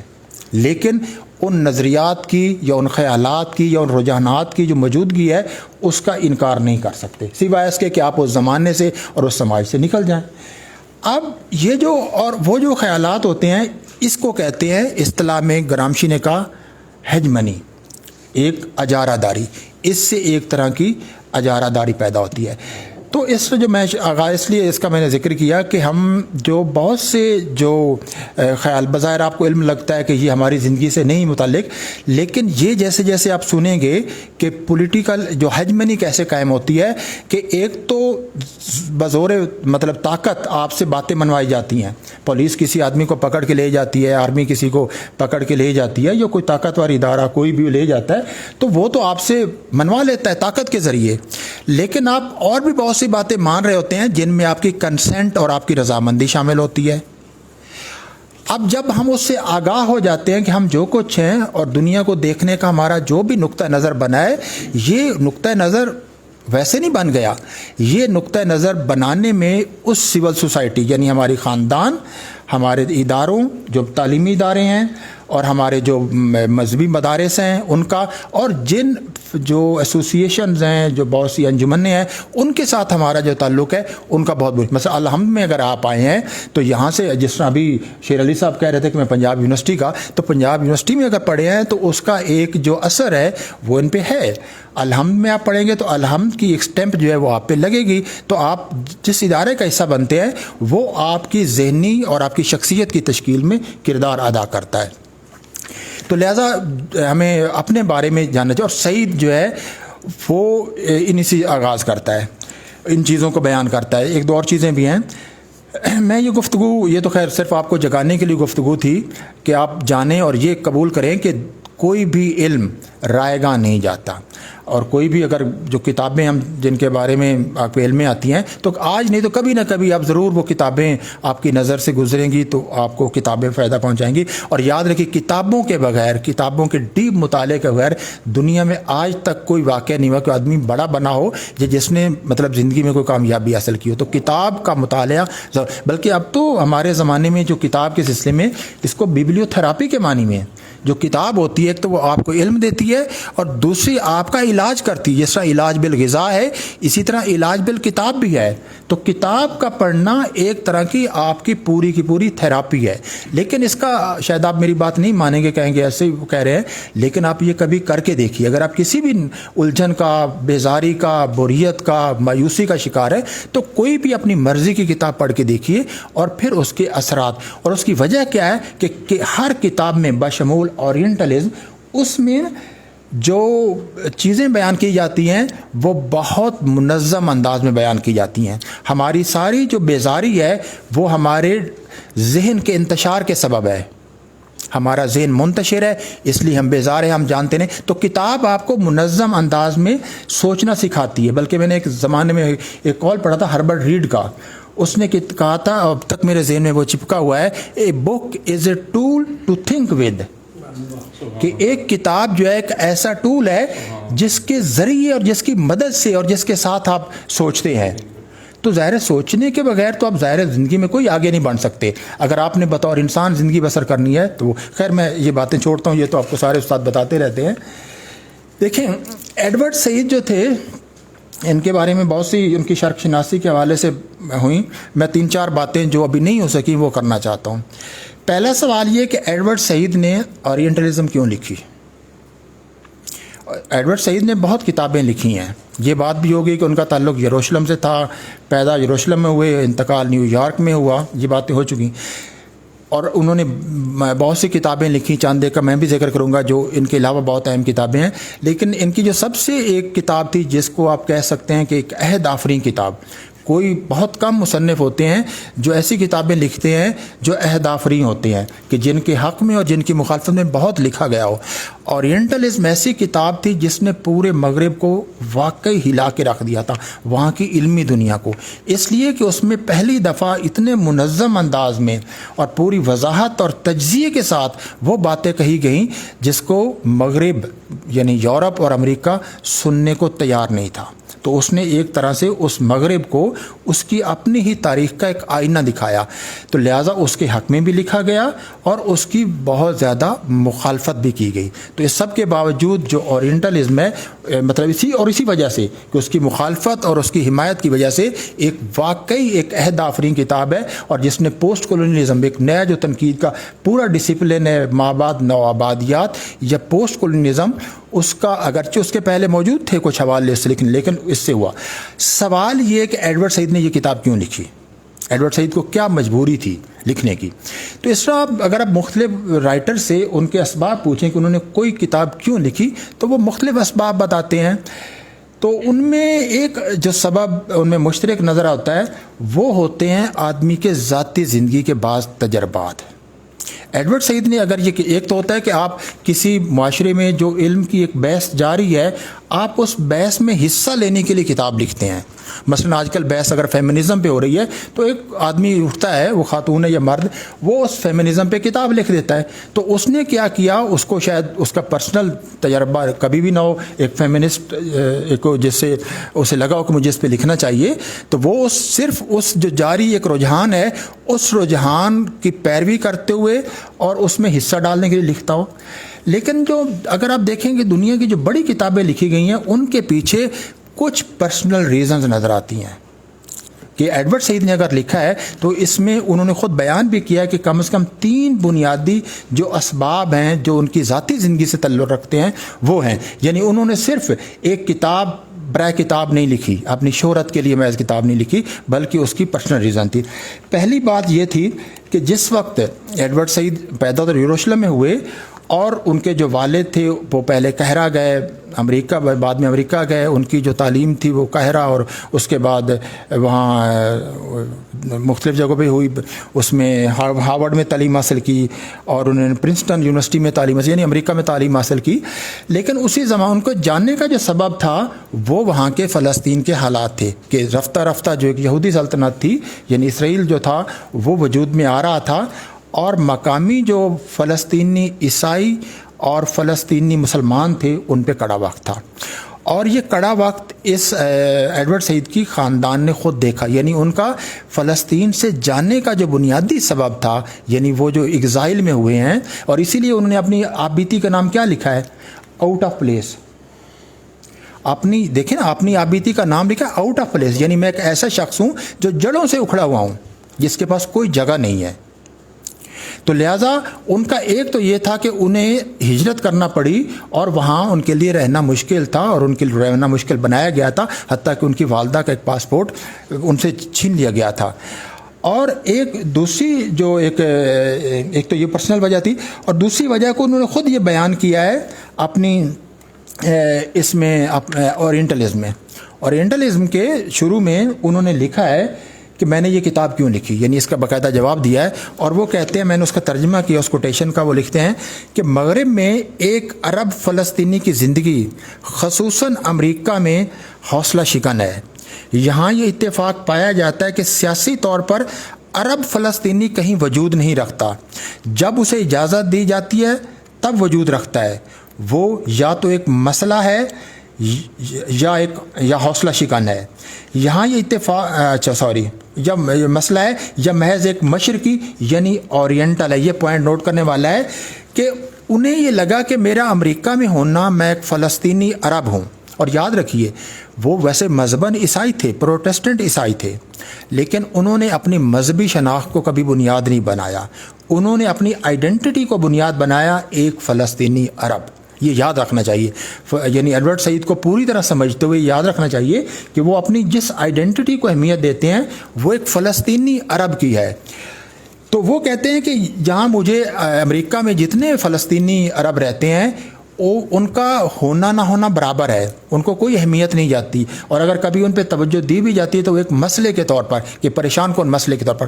لہذا وہ آگے کہتے ہیں کہ یہاں رہنے کا تجربہ جو ہے وہ ایسا ہے کہ جیسے آپ یعنی اپنی کو سزا پر مبنی تقدیر کا سامنا کریں، یعنی یہاں ہمارا ہونا ایک طرح سے مسلسل سزا یافتہ ہونے کی حالت میں ہونا ہے. اب یہ جو سزا یافتہ ہونے کی حالت تھی یہ کس نے بنائی تھی؟ وہ مغرب کی جدید تاریخ نے. تو لہٰذا یہ بنیادی تجربہ تھا کہ انہوں نے اپنے بچپن میں انہیں وہاں سے بے وطن ہونا پڑا، اور دوسرا خود امریکہ میں جہاں گئے ہیں وہاں بھی انہیں ایک طرح سے یعنی جہاں انہوں نے ایگزائل میں گئے اس کو اپنا گھر بنانے کی کوشش کی، لیکن اس نے ان کو وہاں وہ جگہ وہ ان کا گھر نہیں بن سکی. تو لہٰذا آؤٹ آف پلیس یعنی مسلسل بے گھری. آپ ایک گھر سے دوسرے گھر جاتے ہیں، لیکن بعض اوقات ہوتا ہے کہ آپ ایک گھر سے بے وطن ہوئے تو دوسری جگہ صرف مکان میں گئے ہیں، وہ گھر نہیں بن سکا. تو ان کے ہاں یہ مسلسل جو تجربہ تھا، اور ان دو خاص طور پر تجربات نے کہ ایک خود جب ان کے والدین کو وہاں سے نکلنا پڑا اور ان سب کچھ دیکھا، اور خود امریکہ میں ہونے کے سبب انہیں جب لگا کہ فلسطینی عرب کا یہاں ہونا ایک طرح کا ایک پنشنگ ڈیسٹینی کا سامنا کرنا ہے، تو اس لیے یہ انہوں نے یہ کتاب لکھی. دوسرا ایک اور جو بنیادی چیز ہے کہ یہیں سے انہیں لگا کہ جو کسی مصنف کی ذاتی زندگی کے تجربات ہوتے ہیں ان کا بڑا اہم کردار ہوتا ہے اس کی رائٹنگز میں. ان کا پہلا جو مقالہ ہے، جو پہلی کتاب ہے جو 1966 میں آئی، وہ جوزف کونارڈ پر ہے. ان کا ناول ہارٹ آف ڈارکنیس، جس کا سلیم الرحمان صاحب نے قلب ظلمات کے نام سے ترجمہ کیا، اور آپ کو ضرور پڑھنا چاہیے، چند اچھی کتابیں. تو ان پہ انہوں نے پہلی کتاب ہے جو بگنے گئے، وہ ان کی دوسری کتاب ہے. تو اس کتاب میں بھی انہوں نے جوزف کونارڈ کے جو اس کا پورا نام ہے اس کتاب کا وہ ہے کہ جوزف کونارڈ اور ان کا فکشن آٹو بایوگرافیکل فکشن، کہ انہوں نے یعنی اپنا جتنے وہ ناول لکھے ہیں ان ناول میں آٹو بایوگرافی، جس طرح قرۃ حیدر نے آٹو بایوگرافیکل فکشن لکھا ہے. تو بتائیں گے قرۃ حیدر کا کوئی آٹو بایوگرافیکل فکشن؟ ماشاء اللہ MPhil P H D کے بیٹھے ہیں کوئی؟ ہاں گڈ. تو کار جہاں دراز ہے وہ ایک آٹو بایوگرافیکل فکشن کی ایک ہے. تو انہوں نے وہاں بھی اس لیے تو جوزف کونارڈ بھی ایک تھے یعنی رائٹر ان ایگزائل تھے اور سعید بھی, تو ان کے کونارڈ کے ساتھ بعد میں بھی ان کے بارے میں لکھتے رہے, تو لہٰذا ان کو اس لیے تھی. تو اورینٹلزم ہے اس کے بنیادی لکھنے میں اس کے جو ذاتی ایک تجربات تھے ان کا بہت ایک کردار تھا. اور اس کے بعد آپ دیکھتے ہیں کہ انہوں نے بہت سی کتابیں لکھی اور فلسطین پر کئی کتابیں لکھیں, جن میں مثلا خاص طور پر the question of Palestine, the politics of dispossession, peace and its discontents. تو یہ اور اس کے علاوہ بھی کچھ کتابیں ہیں جن میں وہ فلسطین میں جتنی تبدیلیاں ہوتی تھیں, جتنے سیاسی نئے نئے واقعات ہوتے تھے, اوسلو کا معاہدہ ہوا اس کے خلاف لکھا. تو وہ مسلسل جو فلسطین تھا یعنی آپ یہ سمجھیے کہ جس گھر کو انہوں نے چھوڑا اس گھر کے بارے میں وہ مسلسل لکھتے رہے. بلکہ یہ کہا بھی جاتا ہے کہ جو آدمی جلا وطن ہوتا ہے وہ سب سے زیادہ اپنے گھر میں ہوتا ہے, اس کا دھیان اور اس کا دل ہمیشہ اٹکا رہتا ہے اس گھر میں جس کو اس نے چھوڑ دیا. مثلا انتظار صاحب کا جو بستی ہے یہ آپ کو زیادہ بتائے گا کہ آپ جس جگہ کو چھوڑ کے آتے ہیں وہ جگہ آپ کا زیادہ پیچھا کرتی ہے, وہ زیادہ آپ کے دل میں جگہ بنا لیتی ہے, وہ ہمیشہ آپ کو آؤٹ آف پلیس رکھتی ہے. تو نئی جگہوں پہ بہت مشکل ہوتا ہے. تو لیکن اور ان کی ایک اور مشہور کتاب ہے جس میں انہوں نے اس جلا وطنی اور ادیب کے مسئلے کو پیش کیا ہے, اور وہ ان کی کتاب ہے ریپریزنٹیشنز آف انٹلیکچوئلز. یہ ان کی بہت ایک اہم کتاب ہے کہ دانشور کے اظہارات, کہ انہوں نے اور خود بھی ایک پبلک انٹلیکچوئل تھے اور خود اس کتاب میں بھی انہوں نے انٹلیکچوئل کے جو کردار اس کو پیش کیا ہے. ویسے تو ان کا انگریزی ادبیات کے یہ پروفیسر تھے, ایک ادبی کرٹک تھے, لیکن یاد رکھیے اس سے بڑھ کر دو اور حیثیتیں. ایک تو یہ پولیٹیکل ایکٹیوسٹ تھے, یعنی جو فلسطین کے مسئلے کے لیے باقاعدہ, ہمارے ہاں تو جو رائٹرز ہیں ان میں ترقی پسندی میں کچھ لوگ تھے جو رائٹر اور ایکٹیوسٹ تھے, باقی زیادہ رائٹر ہیں, ان میں کوئی حرج بھی نہیں ہے, میں کوئی اعتراض نہیں کر رہا. لیکن جو ایڈورڈ سعید ہیں وہ رائٹر کے ساتھ ساتھ ایک ایکٹیوسٹ بھی تھے, یعنی ان کے لیے مسئلہ صرف کتابوں تک نہیں تھا, وہ عملی طور پر اس کے لیے کام کرتے تھے. تو وہ اس طرح تھے. اور دوسرا وہ یعنی ایک طرح سے خود پبلک انٹلیکچوئل تھے, لہذا کرٹک اور پبلک انٹلیکچوئل وہ بیک وقت تھے. ایک اور بات سعید کی کسی بھی کام پہ بات کرنے کے لیے بہت ضروری ہے یہ جاننا کہ وہ جس تنقید کو لے کے چلتے تھے وہ تنقید کیا تھی.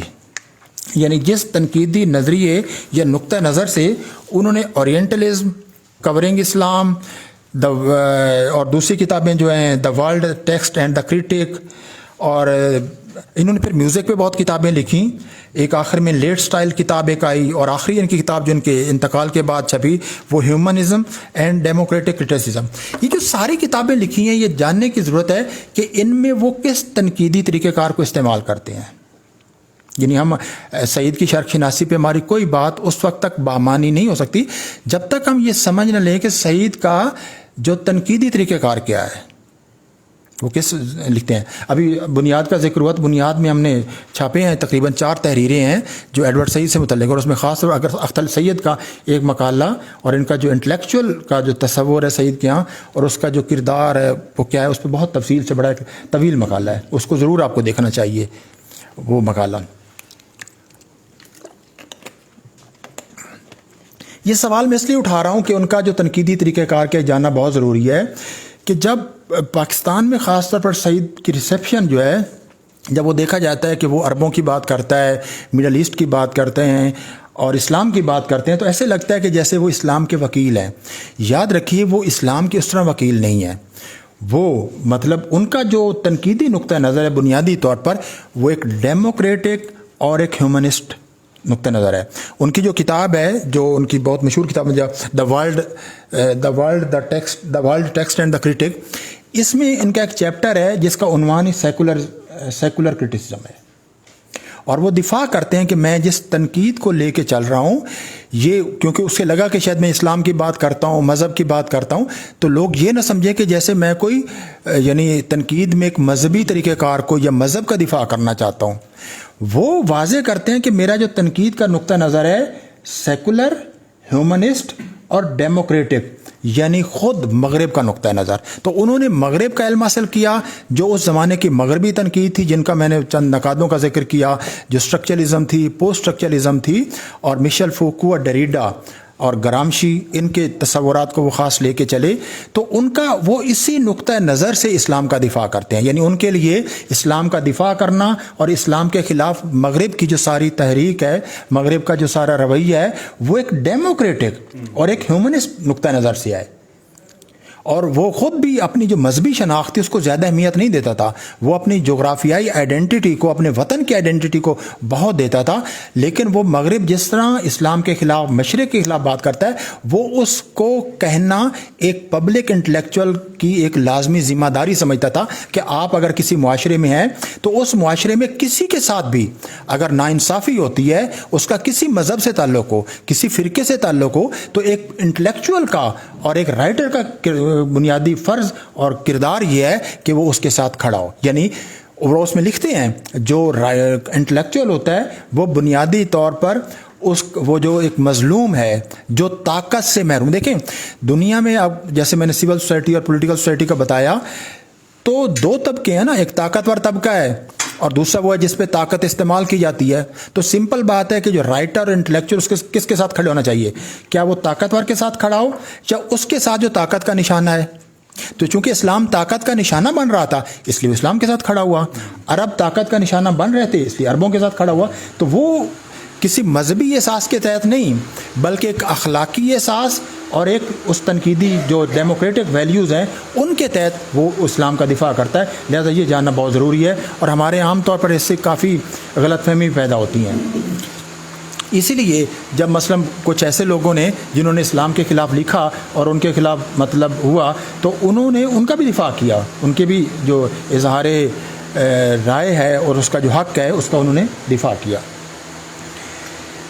اچھا، دوسری ایک اور بات کہ سعید پہلا آدمی نہیں ہے جس نے اس اورینٹلزم کو موضوع بنایا ہو، لیکن وہ پہلا آدمی ضرور ہے جس نے اورینٹلزم کو ایک باقاعدہ تھیوری کے تحت اور ایک بہت منضبط انداز میں پیش کیا. سعید سے پہلے کچھ لوگ تھے جن کا ذکر ضرور کرنا چاہیے کہ جو انہی موضوعات پہ لکھ رہے تھے. ان میں خاص طور پر ایک تھے فلسطینی مورخ تھے عبداللطیف طباوی، AL طباوی کے نام سے وہ لکھا کرتے تھے. تو ان کی 1964 میں، یعنی سعید کی کتاب 1978 میں آئی ہے، لیکن انہوں نے 1964 میں لکھا تھا، اور ان کی کتاب تھی English speaking orientalist, a critique of their approach to Islam and Arab nationalism. یعنی جو موضوع سعید کا تھا ٹھیک اسی موضوع پر جو عبداللطیف طباوی تھے وہ لکھ چکے تھے. اسی طرح کچھ اور لوگ بھی تھے، 4-5 لوگ تھے. ایک رچرڈ ولیم سدرن تھے جنہوں نے western views of Islam in the Middle Ages اس پہ لکھا تھا. اور خود ہمارے یہاں، یعنی یہ تو وہاں کی مثالیں ہیں نا، ہمیں یہاں پر نہیں دیکھنا چاہیے، ہمارے یہاں بھی جو شرق شناسی کی روایت تھی اس کے خلاف یہاں لوگ لکھ رہے تھے. جیسے ملک صاحب ہیں، وہ ملک صاحب آپ بھی لکھ رہے ہیں. لیکن جو شبلی ہے، مولانا شبلی نعمانی، اگر آپ ان کا پڑھیں تو ان کی جو تاریخ نویسی ہے ان میں بھی انہوں نے جو مطلب شرق شناسی، انہوں نے یہ اصطلاح استعمال نہیں کی، انہوں نے مستشرقین کا زیادہ کیا. تو مستشرقین کی جو تاریخی کیا کرنا چاہیے، ایک علمی بددیانتی تھی، وہ اس میں لکھا.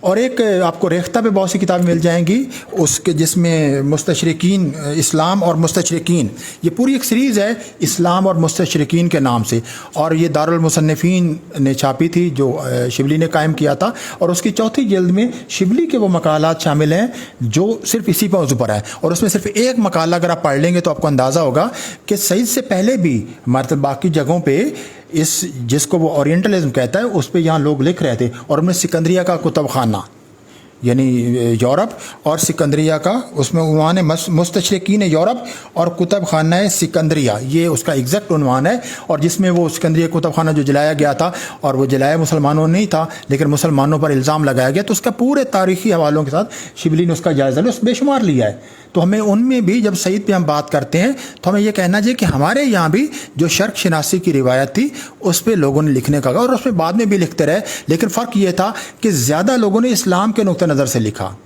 باقی جو ان شرق شناسی جو مستشرق تھے ان کے ہاں جو علم، دیکھیں شرق شناسی میں بنیادی چیز کیا ہے، ایک نیکسس ہے، ایک یعنی کیا کہنا چاہیے، ایک دو چیزیں ملی ہوئی چیزیں، ان کی ملی بھگت ہے، ایک علم اور ایک طاقت. ہم علم کے بارے میں تصور رکھتے ہیں کہ علم بے ریا اور بے غرض ہوتا ہے. سعید یہ ثابت کرتا ہے کہ علم جو ہے وہ طاقت سے ملوث ہوتا ہے. طاقت اس میں شامل ہوتی ہے، طاقت کی ڈیزائر. اب ظاہر ہے ہمارے یہاں اسلام پہ جو مستشرقین نے باتیں کہیں ان کا جواب تو دیا گیا، لیکن جو باقی مستشرقین تھے جو ہندوستان، مثلا ولیم جونز آئے، ان کے بارے میں، یا گلکرسٹ کے بارے میں، ان کے بارے میں تو ہمارے یہاں لوگوں نے لکھا، اور بے شمار جیسے میکس ویبر، یہ وہ کئی لوگوں نے لکھا جنہوں نے ہماری زبانوں کے بارے میں لکھا، ہمارے ادب کے بارے میں لکھا، اور ہمارے کلچر کے بارے میں، اور مطلب جو کرنل ہال رائڈ ہوں یا اس کے بعد ڈاکٹر لائٹنر ہوں، تو ان کا لوگوں نے مطالعہ نہیں کیا. وہ مطالعات بہرحال 21ویں صدی میں جا کے ہوئے، لیکن اسلام کے حوالے سے جو مستشرقین کا رویہ تھا اس کے لیے سلسلے میں ہمارے اردو میں یہ کافی سرمایہ موجود تھا. یہ میں آپ تک پہنچانا چاہتا وہ. اچھا، سعید جو ہیں وہ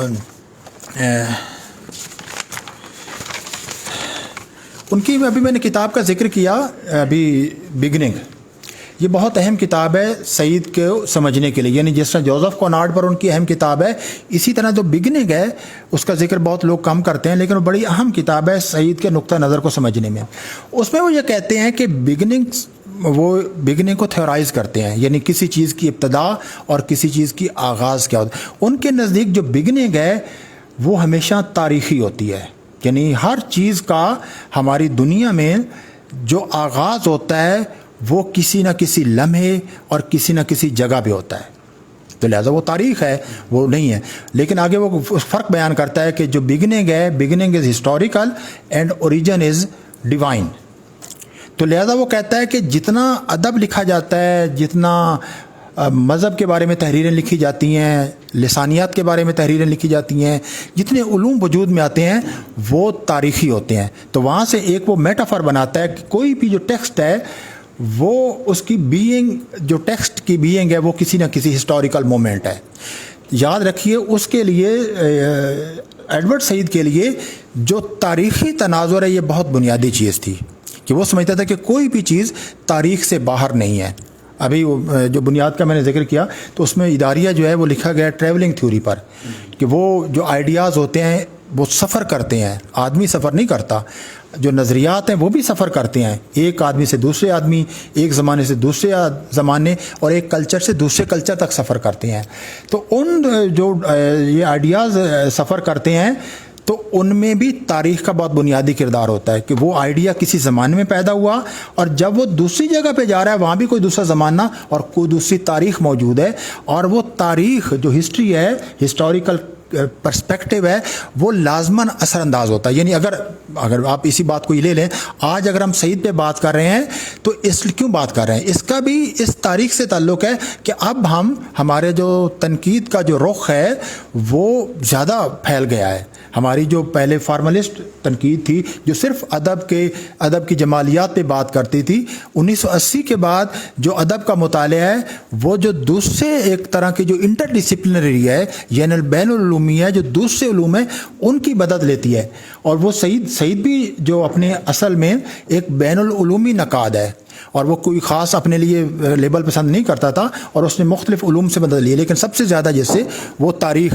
تو جو کوئی ٹیکسٹ ہے وہ تاریخ کے ایک لمحے میں کہیں نہ کہیں موجود ہوتا ہے. تو سعید کے لیے ہمیشہ رہا ہے. تو وہ کہتا ہے کہ وہ ٹیکسٹ سارے جو مغرب نے مشرق کے بارے میں لکھے ان کی بھی ایک تاریخ ہے، وہ ایک خاص تاریخی عہد میں لکھے گئے. اب مغرب میں جو شرق شناسی ہے، چند بنیادی باتیں میں بتا دوں. ویسے تو اس کا آغاز 13ویں صدی میں ہوا، 13ویں بنتا ہے یا 1312 میں، 14ویں صدی میں.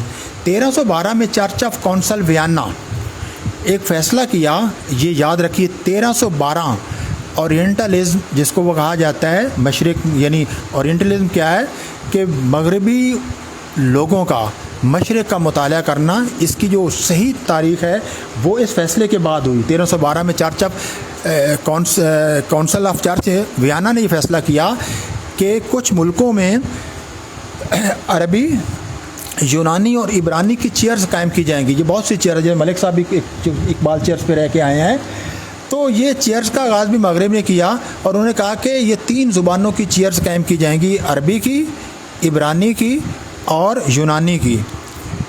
اور وہ کہاں پیرس، آکسفرڈ، بولوگنا اٹلی میں، ایویگنون فرانس میں اور سلامانکا اسپین میں یہاں قائم کی جائے گی، اور یہاں سے باقاعدہ ایک آغاز ہوا۔ لیکن سعید جو مطالعہ کرتا ہے وہ زیادہ تر 18ویں اور 19ویں صدی کا مطالعہ کرتا ہے، تو زیادہ تر آپ کو ملے گا کہ جیسے جو شرق شناسی کی روایت ہے وہ 18ویں اور 19ویں صدی، یعنی جب نوآبادیات کا کلونیلزم کا ایک طرح سے عروج نظر آتا ہے ان زمانوں میں، لیکن اس کا آغاز بہرحال اس سے پہلے ہو چکا تھا۔ اور سعید جن کا مطالعہ کرتا ہے وہ 3 ممالک کا مطالعہ کرتا ہے، یعنی وہ اس کو بہت یہ یاد رکھیے کہ ہر رائٹر کی لمیٹیشنز ہوتی ہیں۔ ایڈورڈ سعید کی بھی لمیٹیشنز ہیں، ان کا بھی ایک حدود ہے، ہم ان کو بہت، جس میں کوئی شک نہیں کہ بڑے نقاد، ان کی کتاب بھی عہد آفرین ہیں، لیکن بہرحال ان کی لمیٹیشنز ہیں۔ اور انہوں نے صرف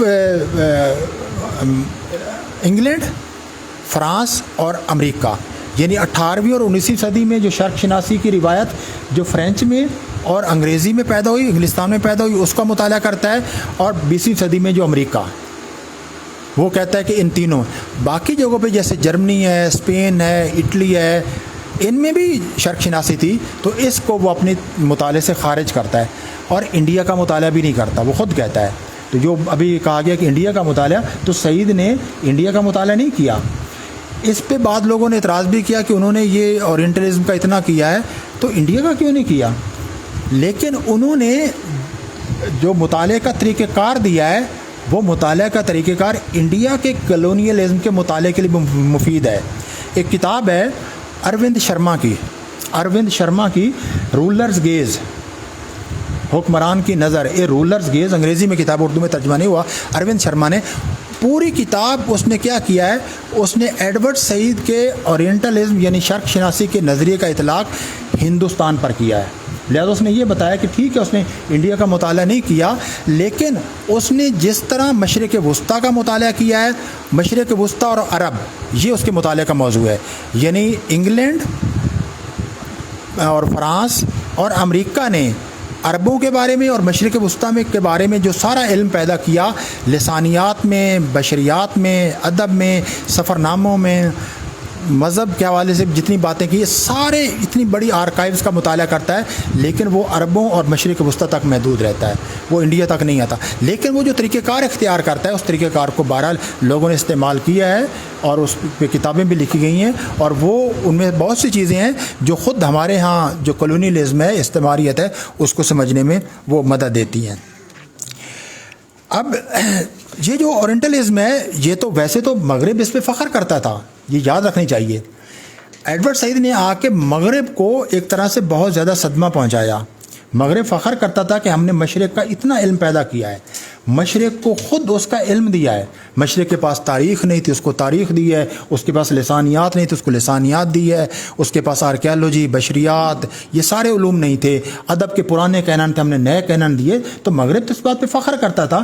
تو ایڈورڈ سعید نے آ کے اس سارا جو ایک نیریٹو تھا کہ جو استشراق ہے، یہ مغرب کے لیے جو بہت قابل فخر روایت تھی، اس کو مغرب کے لیے ایک شرمندہ کرنے والی بات بتا دی۔ اب بھی اگر آپ کہیں پڑھیں، مطلب ان کے امریکہ یا برطانیہ یا دوسری مغربی دنیا میں جو اورینٹلزم کے بارے میں کہا جاتا ہے، تو اس میں آخر میں تھوڑا سا لکھیں کہ یہ ان کا کافی کنٹروورشیل جو نقطہ نظر ہے ایڈورڈ سعید کا۔ تو ایڈورڈ سعید نے بڑا ایک مطلب ایک پوری طرح سے، جس کو ہم کہتے ہیں کسی ڈسکورس کو پلٹا دینا، ایک میز سیدھا پڑا پلٹا دیں، تو انہوں نے اورینٹلزم کا جو پہلے تصور تھا اس کو پلٹا دیا، لیکن مغرب کے علم کے ذریعے پلٹایا، یاد رکھیے، اس نے کسی مذہبی علم کے ذریعے نہیں پلٹایا، مغرب کی ایک جو ڈیموکریٹک ایک تنقید کی روایت ہے اس کے ذریعے پلٹایا۔ جیسے ہمارے ہاں بہت سی مثالیں ہیں، ہمارے ہاں بہت سے لوگ جنہوں نے مغرب کی تعلیم حاصل کی تھی، انہوں نے آزادی کی تحریکیں چلائیں۔ ہمارے جتنے ہم رہنما ہیں جن پہ ہم فخر کرتے ہیں، وہ مغرب کے تعلیم یافتہ تھے۔ علامہ اقبال کہاں کے تعلیم یافتہ تھے؟ قائد اعظم کہاں کے تعلیم یافتہ تھے؟ پنڈت نہرو کہاں کے پڑھے ہوئے تھے؟ تو سب لوگوں نے جو پھیلائی ہے مغرب کے علم کو مغرب ہی کی اجارہ داری کے خلاف استعمال کیا۔ تو اس کی مثالیں بہت سی ملتی ہیں۔ اب وہ اورینٹلزم کو جس سے پلٹاتے ہیں سارے اس ڈسکورس کو، اس کے لیے وہ مدد کس سے لیتے ہیں؟ ایک کا میں نے پہلے ذکر کیا، انطونیو گرامشی کا، اور دوسرا وہ مشیل فوکو سے مدد لیتے ہیں۔ مشیل فوکو نے ایک نظریہ دیا ہے اپنی کتاب آرکیالوجی آف نالج اور ڈسپلن اینڈ پنش میں، اس میں وہ ڈسکورس کا، اور اس کا خود اعتراف کرتے ہیں اپنی اس کتاب میں۔ ڈسکورس کیا ہے؟ ڈسکورس وہ کہتا ہے کہ جو اورینٹلزم ہے یہ ایک ڈسکورس ہے. یعنی اگر ہم پوری اورینٹلزم کی کتاب کا خلاصہ بیان کرنا چاہیں، جو آپ کو بچپن میں سکھایا جاتا ہے کسی کتاب کا خلاصہ لکھیں یا اس کا تھیم لکھیں، تو اس کا جو خلاصہ ہے وہ یہ ہے کہ اورینٹلزم ایک ڈسکورس ہے. وہ کہتا تھا کہ جو اورینٹلزم ہے یہ علم کی ایک عظیم و شان، بہت وسیع اور بہت بڑی کائنات ہے. ایڈورڈ سعید آ کے کہتا ہے کہ یہ علم یہ ایک ڈسکورس ہے. ڈسکورس کیا ہوتا ہے؟ ڈسکورس کہتے ہیں ہر وہ ایسا علم جس کے اندر ڈومیننس اور غلبے کی اور طاقت کی خواہش موجود ہو. کچھ علم ایسا ہو سکتا ہے جو بے غرض ہو، ڈس انٹرسٹڈ ہو، جس کا مطلب دنیا کو آزادانہ طور پر بے غرضی کے ساتھ سمجھنا ہو. آپ یوں سمجھیے کہ اس طرح ہماری دو طرح کی ڈیزائر ہوتی ہیں. کچھ ہوتی ہیں ہماری غرض مندی کی ڈیزائر. آپ یہاں داخل ہوئے ہیں تو پی ایچ ڈی کی غرض لے کر آئے ہیں نا، یا ایم فل کی غرض لے کر، تو آپ کا یہ جو اس یونیورسٹی کے ساتھ رشتہ ہے بے غرضی کا رشتہ نہیں ہے، غرض کا رشتہ ہے نا. لیکن کچھ ہمارے زندگی میں جو رشتے ہوتے ہیں وہ بے غرض ہوتے ہیں، جن میں کوئی مطلب وہ نہیں ہوتی، کوئی ہمارا انٹرسٹ نہیں ہوتا، کوئی لالچ نہیں ہوتا. کچھ ہوتے ہیں. اسی طرح علم کی بھی دو صورتیں آپ کہہ سکتے ہیں کہ ایک وہ علم ہے جو دنیا کو سمجھنا چاہتا ہے، جس کے پیچھے انسان کے اندر جو ایک فطری کیوریاسٹی ہے، ایک فطری تجسس ہے چیزوں کو جاننے کا، وہ سمجھنا چاہتا ہے، وہ اس کائنات کے مہمے کو جاننا چاہتا ہے، وہ اپنی ذات کے جو ایک پہلی ہے اس کو سمجھنا چاہتا ہے آزادانہ طور پر، کسی غرض کے. اس کو پتہ ہے کہ میں اس علم کو کہیں استعمال نہیں کر سکوں گا، لیکن وہ صرف اپنے اطمینان کے لیے. لیکن دوسرا علم ہوتا ہے جس کے پیچھے غرض ہوتی ہے. تو وہ کہتا ہے اورینٹلزم کا سارا علم یہ بے غرض نہیں تھا. That was not a pure knowledge. یعنی ایڈورڈ سعید کہتا ہے کہ یہ پیور نالج ہے ہی نہیں، یہ سارے کا سارا طاقت اور غلبے کی خواہش سے معمور اور لبریز علم ہے. یہ سارے کا سارا کیا. اور آگے پھر اس کو وہ ثابت بھی کرتا ہے، اس میں بہت سی وہ کتابیں استعمال کرتا ہے. اور وہ پھر کچھ باتیں جیسے پہلے کہی، وہ کہتا ہے کہ جو مشرق یعنی مشرق وسطیٰ اور عرب اپنی اصل میں ہے اس اورینٹلزم میں، جو بے شمار کتابوں میں بکھرا ہوا ہے، لسانیات کی کتابوں میں، بشریات کی کتابوں میں، ان کی سوشالوجی کی کتابوں میں، آرکیالوجی کی کتابوں میں، ان کی تاریخوں میں، یہ جو سارا علم، ان کی لغات میں جو سارا علم بکھرا ہوا ہے، یہ سارے کا سارا طاقت اور غلبے کی خواہش رکھتا ہے. کوئی بھی وہ کہتا ہے جو اورینٹلسٹ ہے اپنے آکسیڈنٹل آئیڈینٹی کہ میں ایک یورپی ہوں، اپنی یورپی ہونے کے احساس سے آزاد نہیں ہوتا، اور وہ اورینٹ کو یعنی مشرق کو وہ اس مغرب کی اس نظر سے دیکھتا ہے. لہذا اصل مشرق کیا ہے وہ کبھی ان کی تحریروں میں نہیں آتا. ایک جو مشرق ہے وہ ایک آئیڈیا کے طور پر، خیال کے آئیڈیا بھی میتھ کا آئیڈیا. ایک جگہ تو وہ کہتا ہے کہ جو سارا یہ ہے یہ that is a structure of lies and maths, کہ جو اورینٹلزم ہے یہ جھوٹ اور اساطیر کی ایک ساخت ہے جو بنائی گئی ہے. یعنی ایک ایسا علم ہے جو مشرق کو بیان نہیں کرتا. مشرق کو بیان کرنے کے بعد مشرق کی ایک اپنی جو طاقت کی ایک ضرورت کے تحت بنائی گئی ایک تصویر ہے، وہ اس کو پیش کرتا ہے. دوسرا وہ کہتا ہے کہ وہ مشرق کو ہمیشہ غیر کے طور پر دیکھتا ہے. اور یہ میرا خیال ہے اس کا بہت بنیادی کردار ہے جس کو ہم کہتے ہیں بائنڈری کا. بائنڈری کے بارے میں جاک ڈریڈا کا میں لمبا ہو گیا کافی، میرے خیال مختصر کر دوں نا، بہت زیادہ ہو گیا، بس میں اس کو ختم کرتا ہوں. ایک بائنڈری کا ہے کہ بائنڈری کیا ہوتی ہے کہ ہم مطلب دو مختلف چیزیں ہیں جیسے مشرق اور مغرب، عقل اور سائنس یا سائنس اور مذہب، عورت اور مرد، صبح اور شام، رات اور خیر اور شر، یہ ساری کی ساری بائنڈریز ہیں. ہم عام طور پر یہ سمجھتے ہیں کہ جیسے ہم ان دونوں میں فرق کر کے ہر چیز کو اس کی ضد سے پہچانتے ہیں. پہلے ڈریڈا نے کہا اور بعد میں یہ ثابت کرتے ہیں ایڈورڈ سعید کہ ہم صرف چیزوں میں فرق نہیں کرتے، ہم درجہ بندی بھی کرتے ہیں. یعنی ہم یہ نہیں کہتے کہ جناب رات دن سے مختلف ہے، ہم یہ کہتے ہیں کہ دن جو سورج ہے، جو روشنی ہے، یہ اندھیرے سے افضل ہے. عورت اور مرد اس سے مختلف نہیں ہے، مرد اس سے افضل ہے. مشرق اور مغرب کی جو بائنڈری ہے، مشرق اور مغرب الگ الگ نہیں ہے، مغرب برتر ہے اور مشرق ہے. اور ایک جملہ آخری سن لیجیے، اس میں کہتا ہے دا oriental is irrational, depraved, childlike, different and the European is rational, virtuous, mature اور normal. تو یہ جو بائنڈری ہے کہ جتنا بھی علم ہے اس میں جو مشرق ہے اس کے پاس اساطیر ہیں, غیر عقلیت ہے, مغرب کے پاس سائنس ہے, فخر کی بے شمار چیزیں ہیں, لیکن مشرق کے پاس صرف اور صرف شرمندگی کے سوا کچھ نہیں. اب سعید کہتا ہے یہ ساری جو باتیں یہ مشرق کو بیان نہیں کرتی بلکہ مغرب کے اس آئیڈیا کو بیان کرتی ہیں جو اس نے مشرق کے ساتھ کیا ہے, اور مشرق کو ہمیشہ اپنا غیر سمجھا ہے, دی ادر سمجھا ہے. تو مشرق اس کے یہاں ایک دی ادر اور اس کے غیر کے طور پر آتا ہے, اور اس میں بے شمار وہ کتابوں کا مطالعہ کرتا ہے. اور ایک آخری کتاب کا ذکر کر کے خاص طور پر وہ جس پہ وہ لکھی ہیں صفحے وہ پڑھنے والے ہیں, جو اس نے, اور ہمارے یہاں تو اس کا اتنا زیادہ ذکر نہیں ہوا, بہت کم لوگوں نے ذکر کیا ہے, کہ جو ڈانٹے ہے اس نے اپنی جو ڈیوائن کامیڈی جس کو دنیا کی گریٹ باکس میں سارے لوگ شامل کرتے ہیں, اور اس میں اگر آپ دیکھیے کہ اس میں جو انفرنو ہے, جو جہنم دکھایا گیا ہے, ذرا یہ دیکھیے کہ جہنم کے 10 طبقے دکھائے گئے ہیں. پہلے طبقے میں کون ہے, کن لوگوں کو کھڑا کیا ہے, اور اس میں جو 9واں طبقہ ہے جو سب سے خوفناک طبقہ ہے جہاں زیادہ سزا ہے. ویسے جہنم کا نقشہ دیکھنا تو وہ کتاب ضرور دیکھیے, جہنم ہے کیا, مطلب وہ جو ہم نے کتاب پڑھی تھی نا, وہ کون سی ہے, موت کا منظر, وہ کچھ بھی نہیں ہے. وہ جو انہوں نے بیان کیا جہنم کا, وہ تو بھائی پتہ نہیں کیا, کہاں سے وہ انہوں نے جہنم کا یہ لیا کہاں سے آئے. تو اس میں وہ ہمارے پیغمبر اسلام کو دکھاتے ہیں 9ویں طبقے میں. اب وہ سعید اس کا مقدمہ لڑتا ہے کہ آپ, اور خود وہ یہ بھی کہتا ہے کہ یہ جو لفظ محمدن ہے یہ بہت ایک اہانت آمیز لفظ ہے, پراپر لیبل اسلام تھا, انہوں نے یہ کیا. اب وہ یہ ساری, اور یہ کیوں کہ یورپ ہمیشہ مشرق کو آپ نے ایک غیر کے طور پر پیش کرتا ہے. وہ کہتا ہے یہ, اب وہ سوال اٹھاتا ہے آخری میں کہ یہ سارا کیا اتفاق ہے کہ وہ کوئی 13ویں صدی کا ہو, کوئی 14ویں صدی کا ہو, اور کوئی 18ویں 19ویں اور 20ویں صدی کا کوئی امریکی ہو, ان سب کے یہاں مشرق اسلام کے بارے میں ایک مخصوص اسٹیریوٹیپیکل تصورات کیوں ہیں, یہ کہاں سے آئے ہیں, ان کا اوریجن کیا ہے, اور ان کی بگننگ کہاں ہے. وہ بگننگ وہ اس میں وہ دیکھتا ہے جو استشراق کی روایت پیدا ہوئی. بہت شکریہ, میں نے کافی وقت لے لیا.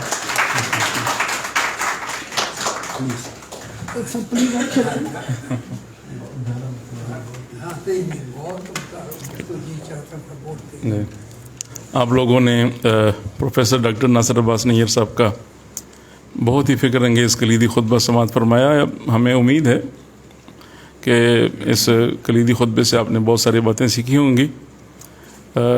میں اب بہت ہی احترام کے ساتھ اس تقریب کے صدر گرامی قدر پروفیسر ڈاکٹر فتح ملک صاحب سے گزارش کرتا ہوں کہ وہ تشریف لائیں اور اظہار خیال فرمائیں. جی.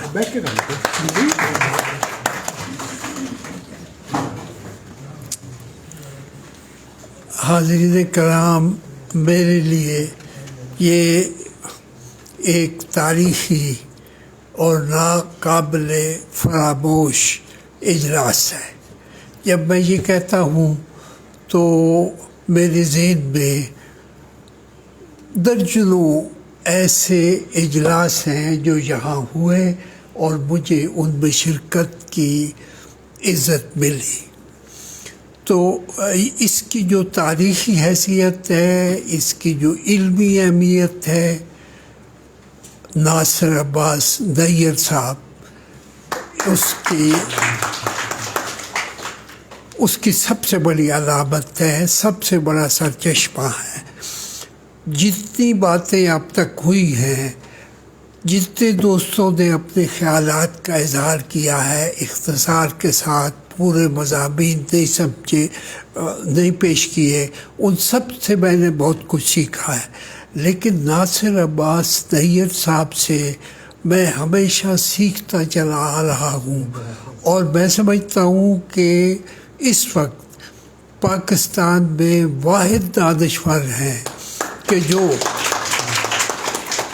پاکستانی ادب, پاکستانی تہذیب, پاکستانی معاشرت کی ضروریات کو مغرب کے علوم کی روشنی میں, مشرق کے علوم کے تو یہ خود استاد ہیں, وہ پیش کرتے چلے آ رہے ہیں. جب یہ سوال اٹھا کہ اب کہا جائے نیر صاحب سے کہ وہ بیٹھ جائیں, تو میں نے ان کا ہاتھ پکڑنے کی کوشش کی کہ بھائی بیٹھا ہوا تو میں ہوں, انہیں بات کرنے دیں. تو یہ ساری باتیں سننے کے بعد, اور آپ जितने अरसे से यहाँ बैठे नोट्स बना रहे हैं, आपका ख्याल करके मैं जो सबसे बड़ी बात आज सीखी है उसे एक जुमले में बता देता हूँ कि ये जो एडवर्ड सईद है ना, वो शर्क शनास नहीं गर्ब शनास है कि मगरब शर्क को, मशरकी ममालिक को किस तरह से अपनी साम्राज्य गिरफ्त में रखना चाहता। तो ये सूरत हाल जानने के लिए हमें एडवर्ड सईद से ज़्यादा और कोई दानिशवर नज़र नहीं आता। और जब हम उसे वेस्टर्न इंटेलेक्चुअल कहते हैं तो मुझे बड़ी शर्मिंदगी होती है। वो कहाँ से वेस्टर्न इंटेलेक्चुअल आ गया? पढ़े तो अल्लामा इकबाल भी यूरोप से भी पढ़े वो, तो क्या वो यूरोपियन स्कॉलर हो गए? ये हमारे स्कॉलर हैं जिन्होंने यूरोप को समझा है, दुनियाए गर्ब को समझा है, और ये हमारे स्कॉलर हैं, ये मशरक़ के दानिशवर हैं। और एक बहुत सी बातें मैं हमेशा से सीखता हूँ नैयर साहब से, लेकिन आज जब एक इशारा उन्होंने किया ना कि वो हिंदुस्तान की तरफ नहीं देखते, उनके नज़दीक मशरक़ यही पाकिस्तान और मगरब में फैला हुआ जो दुनिया इस्लाम का ख़ित्ता है, वही उनका मरकज़ निगाह चला आ रहा है। तो ये बात मेरा ख्याल है कि हमें भी उनसे सीखने की कोशिश करनी चाहिए। ये नहीं कि हम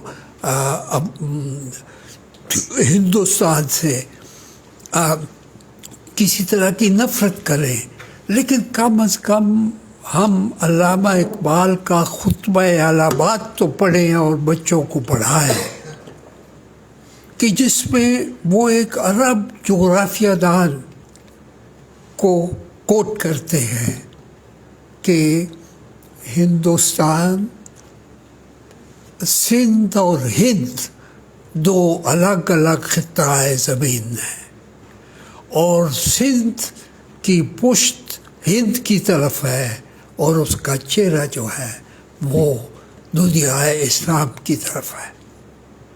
तो सिंध का मतलब जो है वो सिर्फ आज का सिंध नहीं है कि जिसे अंग्रेज़ों ने पहले फतह किया और उसे सिंध करार दिया। जहाँ से दरियाए सिंध निकलता है और जहाँ जाके गिरता है वो सारा सिंध है। नाम बदलते रहते हैं, नाम तब्दील हुआ उस सिंध का नाम कि जिसकी पुश्त हिंद की तरफ है और चेहरा दुनिया इस्लाम की तरफ है, आज उसका नाम पाकिस्तान है। तो पाकिस्तान की तवज्जो दुनिया इस्लाम की जानब, आलम मशरक़ की तरफ होती नज़र आ रही है आज। तो मुझे लगता है कि इकबाल के ख्वाबों की जानब अब फिर से मुतवज्जो होंगे। वो ख्वाब ऐसे ख्वाब हैं जिनकी बुनियाद पर पाकिस्तान अदम से वजूद में आ गया, और जब हमने उन ख्वाबों को फरामोश किया हमारी क़यादत ने, तो पाकिस्तान दो टुकड़े हो गया।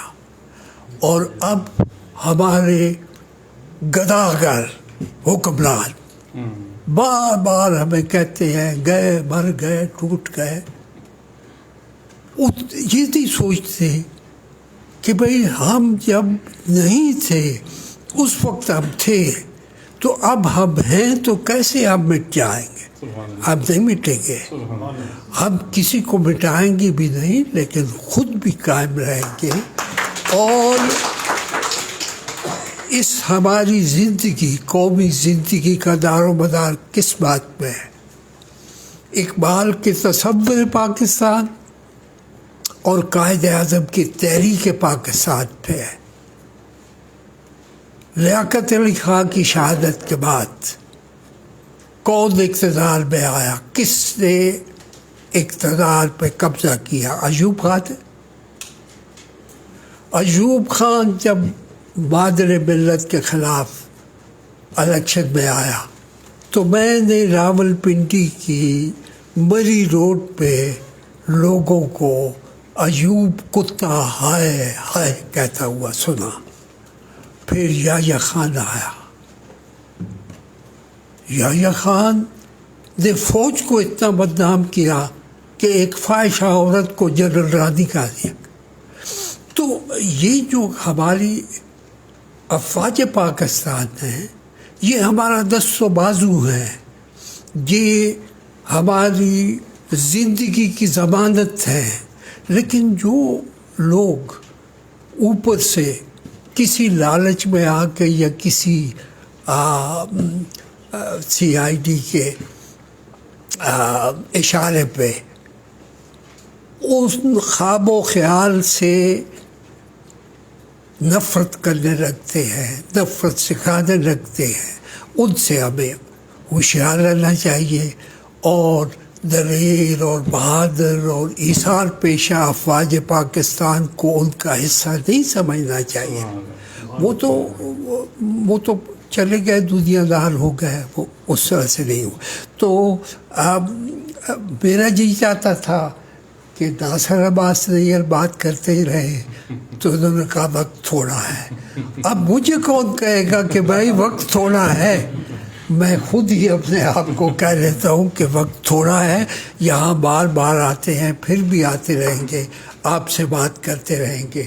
لیکن ایک جملہ جو اقبال نے سیکولرزم اور اسلام کے بارے میں کوٹ کیا ہے، ایک فرینچ اوریجن کے جرمن سکالر کا، وہ ہے اسلام has secularized religion۔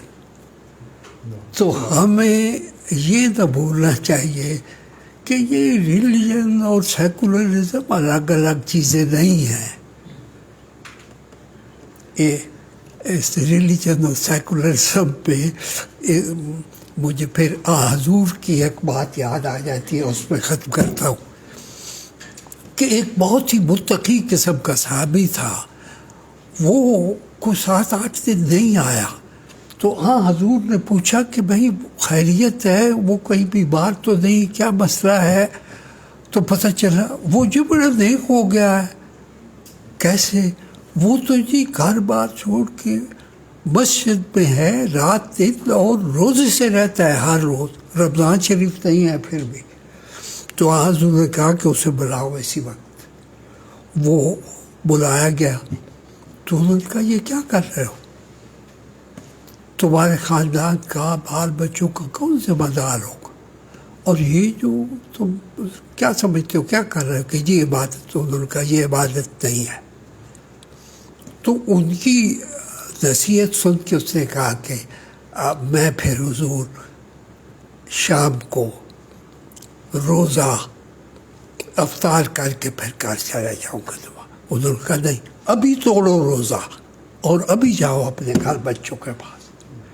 تو وہی فرینچ اسکالر، اسلام ہے سیکولرائز ریلیجن، تو سیکولرزم بھی دین کا ایک حصہ ہے، اسے ہمیں الگ نہیں کرنا چاہیے اس سے۔ بس صرف یہ ہے کہ سیکولرزم جو ہے وہ دین کی روشنی سے نکلی ہوئی سیکولرزم ہو۔ تو بہت بہت شکریہ آپ لوگوں کا کہ آپ نے میری سمع خراشی بھی برداشت کی، اور میں دل سے شکریہ ادا کرتا ہوں ناصر عباس نیر صاحب کا کہ یہ واحد لکھنے والے ہمارے ایسے ہیں کہ جو پاکستان کے درد کے ساتھ سمجھتے ہیں کہ ہماری آنے والی نسلیں اور ہم آج کل کے لکھنے والے بھی دنیا کے ادب سے غافل نہ ہو جائے، ناشناس نہ ہو جائے۔ تو ان کی ہر تحریر انگریزی اور اردو کی جو اخبارات میں شائع ہوتی ہے، اخبارات میں اسی وجہ سے شائع ہوتی ہے ادبی تحریر کہ سب تک پہنچے. تو میں آپ سب کی طرف سے ان کا شکریہ ادا کرتا ہوں کہ انہوں نے ہمیں وقت دیا، اور باقی سب دوستوں کا بھی شکریہ. بہت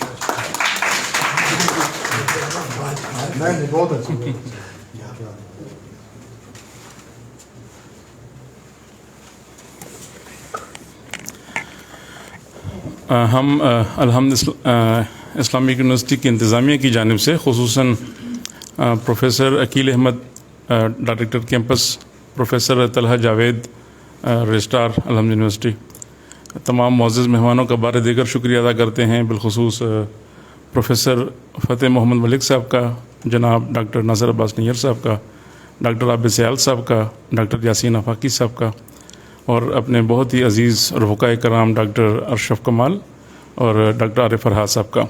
آپ لوگوں کا بہت شکریہ. بہت انتظار آپ کو کرنا پڑا، لیکن بہت سنجیدگی سے، توجہ سے آپ نے یہ ساری کانفرنس سماعت فرمائی. امید ہے اس سے یہ آپ کے لیے بہت بینیفیشل رہی ہوگی. اب ہم ایک گروپ فوٹو بنائیں گے مہمانوں کے ساتھ، اور اس کے بعد اس کا اختتام کریں گے.